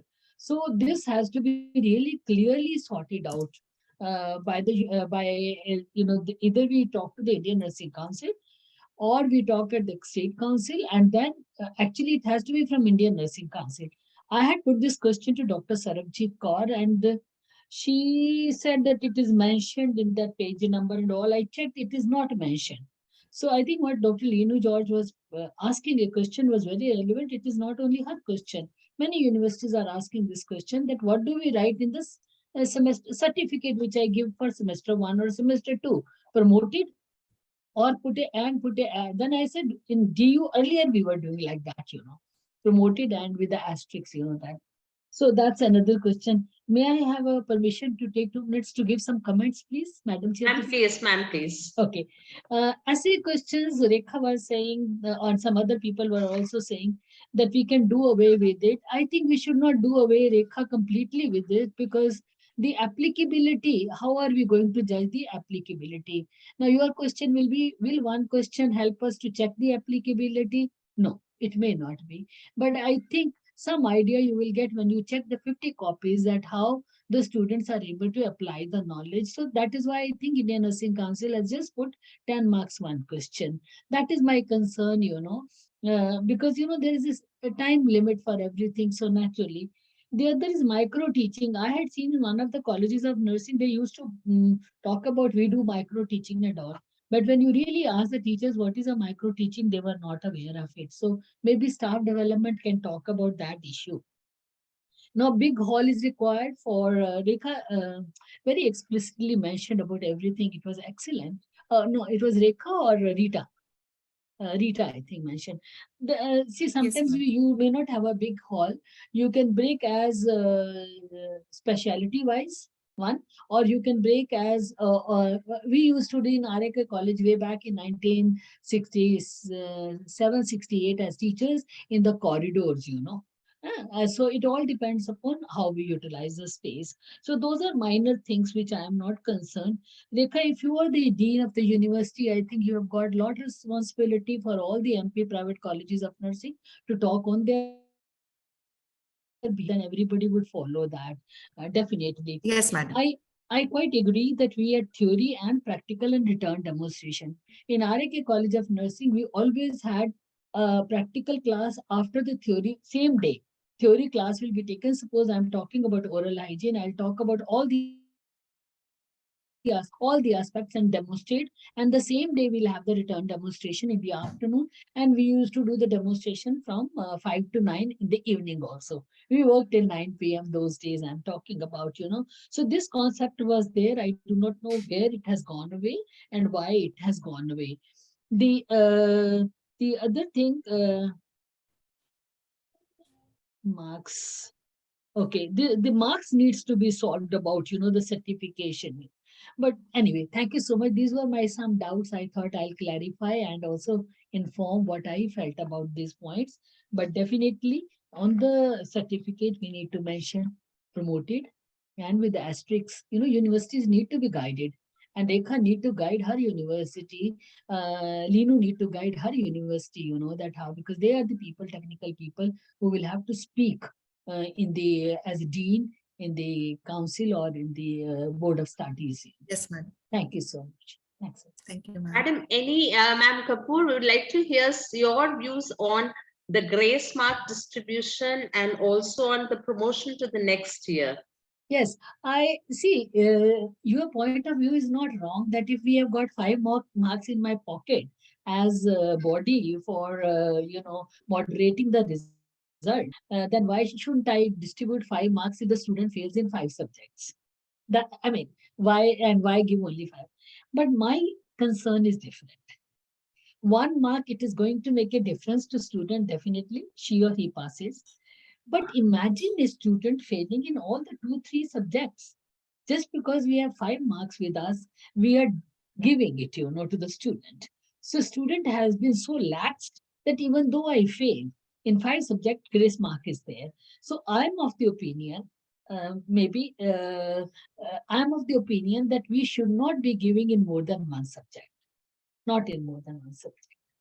Because I quite agree from your empathetic ability, from your emotional concern, that see, 1 mark less or more will not make difference to that girl. But imagine failing in 2 subjects or 3 subjects and getting a grace marks is going to give a very lax attitude to the students here. So I mean, this had been debated in RAK College of Nursing over the table many years, and we really had to put our foot down for this, that we cannot keep on giving grace mark in all subjects and the student have a feeling, "Thika, we will do it." So that is a concern. But yes, one can always ponder over it, argue, discuss. That was so there were some other good issues you had raised, Yeah, thank you so much, ma'am. And what about the promotion policy to 3rd year and 4th year? Semester 5 and semester 7. I forget the question. Sorry, I The did not question know. was the point for discussion which we said was that in case before they are promoted to semester 5, they should have cleared all the papers of semester 1, 2, 3, and 4. See, I will tell you one thing. I'll go back to give you an example of one. I don't want to name the person now because many of you know her. She said, even though I fail in Hindi, what does it matter? Hindi was a supplementary examination. Even though I fail in Hindi, what does it matter? She did not clear in 1st year, 2nd year, 3rd year, and 4th year. So 4 years she did not complete, and then we could not give her a degree. She got a diploma. That also the principal fought with the council and gave her a diploma. Otherwise, she wouldn't have been a nurse, So if a student is not able to clear all the subject in up to 4th semester, that means 2 years, does she have right to become a nurse? Nowadays my questions are these, that why are we giving so much of liberty to students to carry forward everything? We should be student centered, but they should become responsible enough also, that you are being given 2 years instead of 1 year. So I think if Indian Nursing Council has thought of, the experts in nursing have thought about it, with the experience, I feel, that there was a girl who came after 7 years to IGNOU, and she says that she should be she went abroad, earned money for 3 years, and she said she should be given readmission. And she wanted me to help her out, but we didn't help her out, You cannot take education, unless we have a credit transfer system like NEP, that's a different thing. If you go into NEP kind of a system where the credit transfer after 7 years or wherever you leave can come back. In professional courses, we had a lot of debate with the Ramachandra University, Dr. Vijay Kumar, me, and some other people that, in professional courses, we should permit or we should not permit. those kind of professional courses like nursing, midwifery, nursing and medical courses, So that as a professional body, Indian Nursing Council has decided which liberty is given by NEP to the council. And I think it is pertinent that the student should feel responsible to complete it, you may call me a very strict teacher. You may be doing feeling like that, but I think that 2 years is enough time for a student to clear. Emergency, non-emergencies, sickness and all that is there. But then, if you are in a professional course, a commitment is there. We were not allowed to fall sick in 4 years. There was no sick leave in RK College of Nursing. We were not supposed to fall sick. Yes. It's only when I entered into 4th year, then DU got into it and we got 14 days in 4 years, a sick leave. Beyond that, we had to be illegal. So these are some of the essential components attached to the profession. So I'm of the opinion, why 2 years are more than enough. Teachers can vary. Thank you so much, madam. And just there's one more question, last one, which we are taking, that is calculation of internal assessment related to module. I think that has been explained very well, that how it has to be calculated and is there in the book also. Fine. Then another one, that how can we prepare the evaluation for the assignment which is marks, 2 marks and 3 marks. See, 2 marks and 3 marks is the weightage which is there, but the evaluation has to be prepared based on how many items you want to keep it, and then the marks have to be taken out of 2 or 3. Fine. And how can we prepare evaluation forms for OSCE station? Each OSCE station has assigned marks, maybe 5 marks or something like that. And then we give the evaluation based on the way we are giving the practical evaluation. Thank you so much.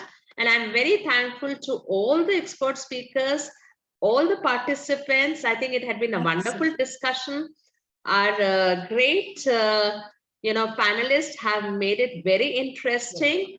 And it had been a very good discussion. And we are blessed to have Madam Bimla Kapoor also with us. Thank you, Dr. Rekha Gupta, also for giving us this opportunity. Mr. Chris for giving us this opportunity. I think that this had been wonderful experience. Thanks to all the participants, because I was looking at that the number of participants throughout had been 100 plus. It was not that it was dropped. That means they are really interested to know about what is being discussed in this panel discussion. Thank you so much. Thank you, Mr. Chris, and over to you. Thank you so much, ma'am, for your, we really sincerely, we acknowledge for your words of expertise and comprehension. So it was great, ma'am. One more question was there on yesterday. We could not take later. Also, I got the message personally also, like regarding one module, regarding the module, like the modules, the elective modules, which they have suggested. Na? So if suppose in a classroom, the students, if they are selecting all class, they are asking, like they are selecting more modules, no? So at that time, how it can be go about that modules? If they are selecting more modules, they are not convinced to be select one, or all the students have different mindset.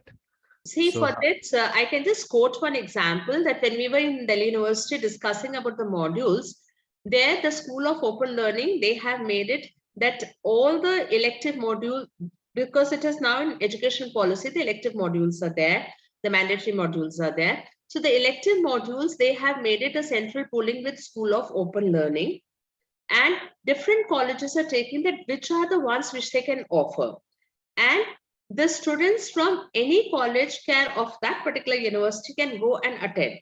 Similarly, it may be that the university colleges, which are the nursing colleges, they can take over that, yes, in our college, we are going to offer this. In our college, we are going to offer this. And if some exchange can be there, the students can go over and attend in other colleges, then it becomes more smooth. Initially, with all the new curriculum coming up, it is a challenge to offer all the modules. May I? Yes, madam, please. Also, I think it is essential. Most of the colleges are attached to the university or affiliated, and the universities run various programs. Their modules can be used by the students. They can take the module from the students. Distance education has got a lot of modules available in IGNOU, one can explore the possibility of taking those modules, buying those modules and using those modules which IGNOU permits. So you have psychology, you have sociology, you have sexuality, you have gender bias, all the modules what I was reading are available. As Galgotia University has got more than 20 modules, When I was a board of study member, students were doing modules, 1 or 2 modules. So these modules are available, and I think we need to explore as coordinators of the program and, as principals, see that the things are available. There may be only one girl who has used value system, So you will have to see that where she goes. You provide the list that these are the lists available with the various modules, whichever they want to choose, they can explore. May I also express that in my university, being private one, we are guided by NAC criteria as well. So where they have the concept that any small course, whether it is a elective module or value added courses, should not have students less than 30. So with this guideline, I have given option to my students and if in any course, since it is a beginning also, and we do not have many specialized faculty. So if students are less than 30 in that particular course, we are not giving it. This is for this year, but maybe in coming years when we have different faculties, we may go further openly. Suppose in 5th semester onwards, 9 elective, so we can offer. But right now, I had opted only for 1 elective module of diabetic care. Thank you. Can I, ma'am? In our college, what we have done, in the 3rd semester, the 3 modules options are there. So we ask them to choose any 2 because we cannot 3, 4, if they choose, it will be difficulty. So we thought in the beginning we will do like that. So we have 56 students in opting 1 and another batch of students. So human values and diabetes care, those are the 2 options we gave to the students. Okay, thank you so much, ma'am. Thank you all the panelists. So we come to the end of our workshop. So before presenting a brief report for today's workshop, let me ask any participants who would like to give any feedback. You can please unmute yourself. I request any one participant who can give. In the meantime, may I take the opportunity to thank CNRS for this very apt topic and providing the platform. Dr. Vimla Kapoor, ma'am, for your all guidance. Nice to see your pleasant face. And Dr. Ramindra Kalra for having done a wonderful job as moderator, all the speakers and participants. Thank you so much. Thank you, madam. Thank you. Thanks to all. Thank you. Yes, any participants, can you please, Dr. Sapna, Dr. Leta, anyone, can you please give feedback? Yes, Mr. Dr. Prabhu, sir, can you please? You can unmute.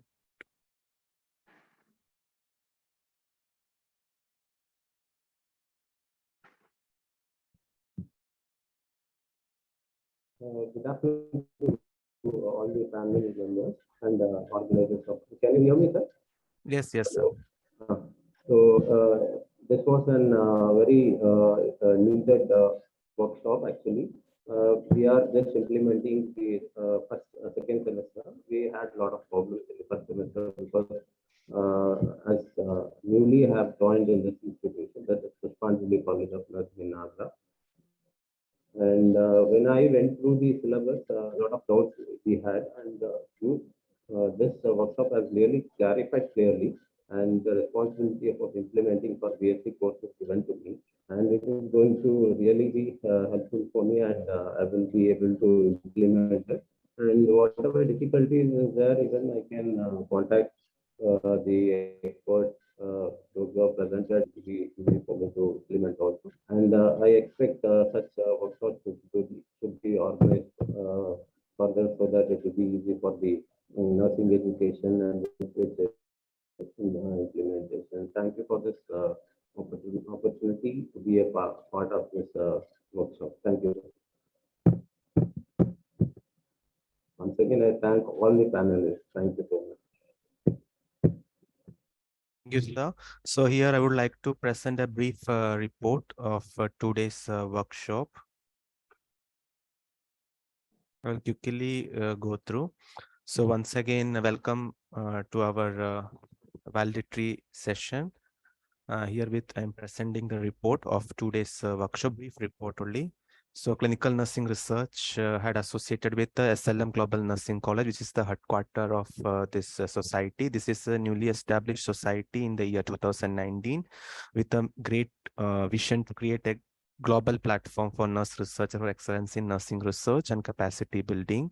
And about the workshop, the revised syllabus has been implemented in various states of the country, and Rajasthan University of Health Science yet to implement from this academic year.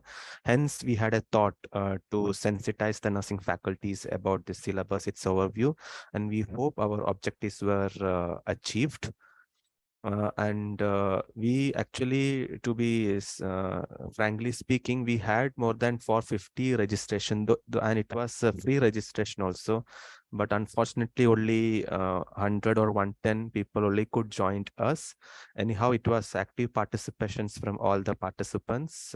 These are our workshop committee, our patron, Dr. Pradap Mita is the director of our hospital, and honorary patron, Madam Dr. Suvarsh Khanna, and we have Madam Uma Handa, who is our advisor, and Madam Shashibala, Dr. Swati, Miss Rupa, Professor Bhanupriya, Dr. Sukhpal, and of course, most contributions were from Dr. Bimla Kapoor. Throughout the workshop, she was very actively answering all the clarifications, and she was the member of the syllabus this revision also. So we are so grateful to Madam Bimla Kapoor, and contributions from Dr. Neeraja ma'am, Professor Dr. Rita Lakhani, and Dr. Sushma was also there. And day first we had inauguration, and inauguration was started with a prayer dance by Miss Kanupriya and Mrs. Shashibala, who is the principal of a college and president of CNRS, who welcomed the gathering. And Dr. Jokendra Sharma, vice president of Indian Nursing Council, addressed the gathering about implementation of revised curriculum. Dr. Annie Grace, Registrar of Tamil Nadu Nursing Council, gave an overview of revised BSc syllabus. And a video message from Dr. Suvarsh Khanna, who is the honorary patron of CNRS, encouraged the delegates. It was a matter of joy and proud to CNRS that inauguration session is blessed with gracious presence of our chief guest, Dr. Deepika C. Kaka, who is the nursing advisor from Ministry of Health and Family Welfare, Government of India. And vote of thanks was rendered by Ms. Rupa Rawat, who is the Joint Secretary of CNRS. And in the first day, the first session was taken by Dr. Nirja Sood, who is the Senior Assistant Professor from School of Health Science, IGNO. She has enriched the gathering about National Education Policy 2020 in align with revised BSc Nursing Syllabus. She had briefed various opportunities and scopes also, which can be incorporated in the syllabus based on NEP 2020 recommendations. And in the panel discussion, the first day it was on curriculum implementation, requirements, overview of new course, elective, mandatory modules, credit structure, clinical experience, and logbook. And Professor Dr. Bimla Kapoor, who is the former director and professor of IGNO, who chaired the panel discussion. And first four panelists gave an overview of curriculum implementation and requirements based on each semester. Dr. Karpagavalli, Dr. Kandaswamy, Dr. Bhuneshwari, and Dr. Sukhpalkar were the first four esteemed panelists. Challenges faced while implementing the first and second semester were shared by Professor Dr. Basura, Mr. Lloyd, which was also an eye-opener for the delegates. And challenges faced by faculty, students were also discussed. Few questions from the chat box were also answered, yet the positive aspects of challenges were also highlighted. And today we had our second day workshop, and Professor Bhanupriya, who's the treasurer of CNRS, briefed about first day session by mainly focused on challenges and experiences shared by panelists about the curriculum and its requirement. And we are so thankful to Professor Dr. Ramendra Kalra ma'am, who is the principal of Holy Family College of Nursing, who has taken the responsibility to chair the panel discussion on evaluation, examination regulation, assessment guidelines, and transcript format. And today we had really a great brainstorming session also. And the four eminent and experienced panelists, Professor Maheshwari, Dr. Rita, Dr. Rajesh, Dr. Unmona, concisely and succinctly deliberated on grading points, internal assessment, evaluation, and assessment based on semester 1 to 8. And it was a great help for our participants also. Major challenges experienced were also shared by Professor Colonel Rekha Gupta ma'am and Professor Dr. Linu ma'am. And we could collect a few feedback of the workshop in meanwhile, and almost we get positive feedback from the participants about the objectives, then the clear understanding of the participation of active participation, then lectures were really in acceptable quality, the implementation according to the objectives, and participants even felt more confident to apply the knowledge gained during the workshop. And a few feedback also we have taken. Open-ended questions were also there. Few feedback, there's like the list of factors which what impressed them during the workshops. So few were responded like that. The panelists explained the limitations and challenges to very clearly. They are especially impressed with the discussion by the expert, that too from all the part of the country. We have taken from different states of the country. Then SGPA, CGPA calculation explained well. Active participations of resource person and organizers, credibility, accountability, and sincerity of the organizers were also shown as a good feedback. And mentors and shortly covered all the topics. That was also one feedback. And the commitment of the speakers and chairpersons. Though we had received so many feedbacks, only this much I could arrange just now. And a few suggestions are also there. This is always we require feedback for our improvement. And the change is the need of the hour, as we since 2 days we are telling. So they suggested that this type of activity must be conducted regularly, and a few were suggesting to have more offline activities also rather online. But this time we did because just to involve different people from all the part of the country. That's the only reason we arranged in online. Yes, definitely will come with more on offline activities also. And some were telling about to have more sensitization programs, especially on the modular training, as we were discussing just now about separate training program.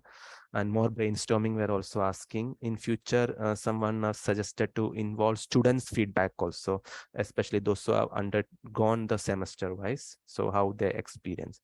So CNRS also will definitely take a few suggestions and will consider like to have more training programs and all. So that was the feedback we received. So being the organizer and secretary of Clinical Nursing Research Society, I cannot stop myself without expressing gratitude.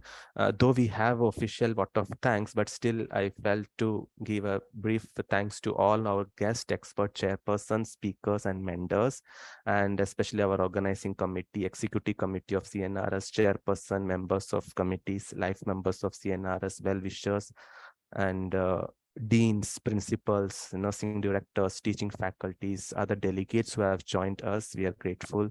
And especially our ECHO team, Mr. Abhijit, who is the senior executive projects of ECHO team, who also. So once again, and also we would like to say you all are invited to join CNRS, and thanks to all.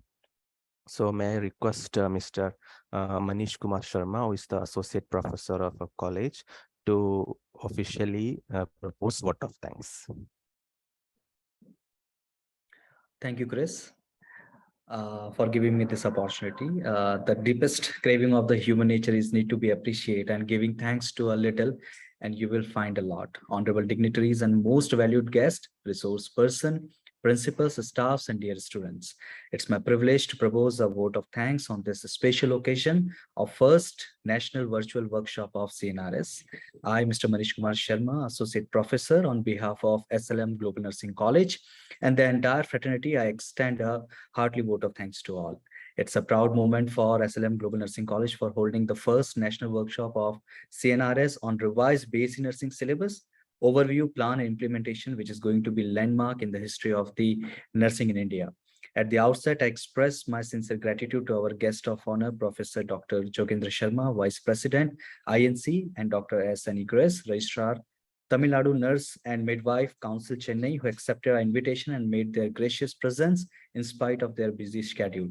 Thank you, sir and madam, for your deep concern and motivation. I express my deep gratitude to inspirational legendary Indian nurse leader Dr. Deepika C. Khaka, nursing advisor, MOH, FW, Government of India. Thank you, madam, for your valuable presence and your blessing on this occasion. Next, I would like to express my sincere thanks to Dr. Nirja Sud, Senior Assistant Professor, SOHS, IGNU, Chairperson, Research Committee, CNRS, and expert speaker for day one, who gave overview on National Educational Policy 2020 in line with the revised BSc Nursing Syllabus. Thank you, Madam, for your untiring and constant support for the growth of the society. I express my immense gratitude to living legend of nursing, Professor Dr. Bimla Kapoor, former director, SOHS IGNU, chairperson, NNMC Bill 2020 chairperson, peer review committee, CNRS, who was the chairperson for day one panel.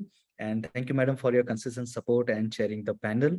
Nextly, I would like to express my thanks to the great personalities in the nursing who were the panelists and discussed regarding the curriculum implementation and requirements. Dr. K. Nageshwaram, Dean Principal, Gujarat, Dr. Kadiswamy, Principal, Tamil Nadu, Dr. Bhunveshwari Das, Assistant Professor, Chhattisgarh, and Dr. Sukhpal Kaur, Principal, PGI MER, Chandigarh, Editor-in-Chief, CNRS, who discussed the regarding curriculum implementation in first and second semester, third and fourth semester, fifth and sixth semester, seventh and eighth semester, respectively.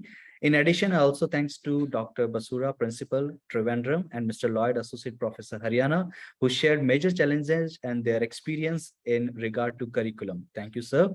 I express my sincere gratitude to renowned personality in the field of nursing and today's chairperson to chair the panel on evaluation and examination and assessment, Professor Dr. Aminder Karla, Principal, Holy Family College of Nursing, New Delhi, who accepted our invitation and made her gracious presence in spite of our busy schedule. Thank you, Madam. Next, I would like to express thanks to the great people in the field of nursing who were the panelists and discussed regarding evaluation. Professor Maheshwari, Principal Faridkot, Professor Dr. Rita Lakhani, Principal Mumbai, and Chairperson by Laws, CNRS, Dr. Rajesh Kannur, Professor Patna, Bihar, Dr. Unmona, Dean and Principal, Sankaradeva University, Guwahati, who discussed regarding evaluation in the first and second semester, third and fourth semester, fifth and sixth semester, seventh and eighth semester consecutively. Furthermore, I also thanks to Professor Colonel Rekha Gupta, Dean and Principal of People's University, Bhopal, and President of West Zone CNRS, Dr. Linu Professor, Karnataka, who shared the major challenges and the experience related to evaluation assessment guidelines. Thank you, Madam. It gives me a great pleasure and deep sense of gratitude to thank Dr. Pratap Midda, patron of our CNRS and director of our college, who is a support, encouragement, and guide. Also, Dr. Professor Suvesh Khanna, seat founder of CNRS. Thank you, sir and madam, for being our backbone in our endeavor and constantly motivation inspiring us. Behind every successful program lie the manifold attempts of our community member who directly and indirectly help us for making this workshop successful. I would like to express my gratitude to all workshop advisor committee of CNRS, Professor Uma Handa, advisor, Mr. Shashibala, president, Dr. Swati Santosh Rane, vice president, Mr. Chris Thomas, secretary, Mr. Rupa Rawat, joint secretary, Professor Bhanupriya, treasurer, Dr. Sukhpal Kaur, editor-in-chief, Professor Dr. Bimla Kapoor, chairperson, peer reviewer, CNRS, Dr. Nirja Sud, chairperson and research committee, Professor Dr. Rita Lakhani, chairperson by laws committee, CNRS, and Dr. Sushma Kumari Seni, research committee, CNRS. Thank you everyone for your consistent and untiring support to make this workshop successfully. I also owe to Eco India, who is operating system of healthcare, who had facilitated us, and we are privileged to host our workshop with their support. Last but not the least, I would like to express gratitude to all faculties of our college, invitee guest, resource person, and our delegates for gracing this serene occasion. On this note, I close my words. Thank you for listening me with so much of patience. Thank you so much. I would especially like to thank the Global Hospital under the leadership of Dr. Shashi Bala, the president of the CNRS, taking so much of output from Chris and his team and your total team. I think it was a very well organized workshop and excellent conference. Congratulations goes to our leader, President Shashi Bala, and of course, Chris and your team. Excellent. Congratulations. Thank you so much, ma'am, for your wonderful words. And since all long your blessings and your consistent support throughout. And then I'm sure then in the future also with this small from this, like some faculty trainings, modular trainings, OSC and all, OSCE and all, we will work on those things just in the near future also. With your consistent help, I'm sure we'll be able to do all these things. Thank you very much. Thank you, madam. Thank you so much, ma'am.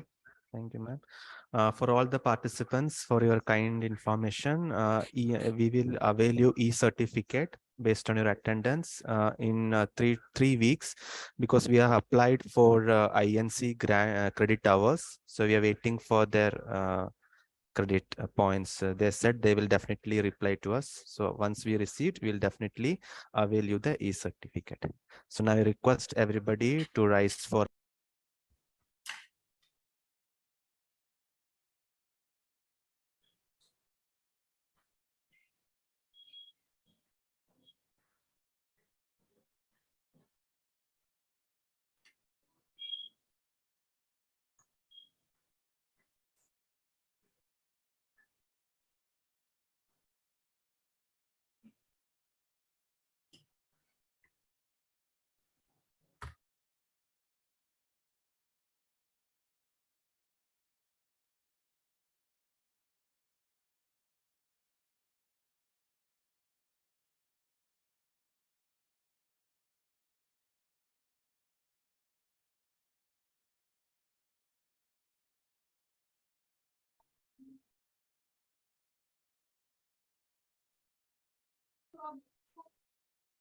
Thank you, Chris. Thank you.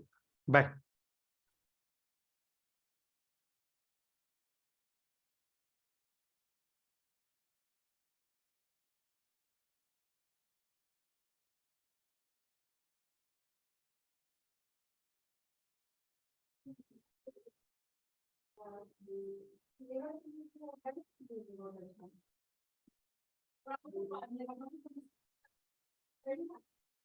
जनगण मन अधिनायक जय हे भारत भाग्य विधाता पंजाब सिंध गुजरात मराठा द्राविड उत्कल बंगा विंध्य हिमाचल यमुना गंगा उच्चल जलधि तरंगा तव शुभ नामे जागे तव शुभ आशीष मांगे गाहे तव जय गाथा जन गण मंगलदायक जय हे भारत भाग्य विधाता जय हे जय हे जय हे जय जय जय जय हे।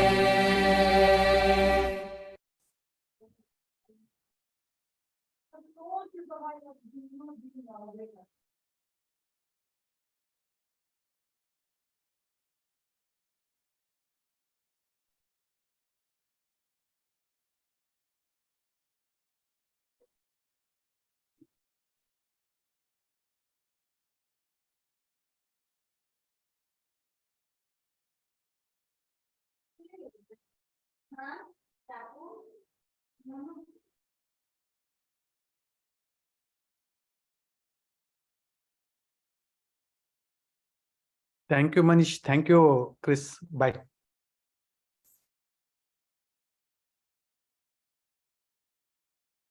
Leave. Okay, bye.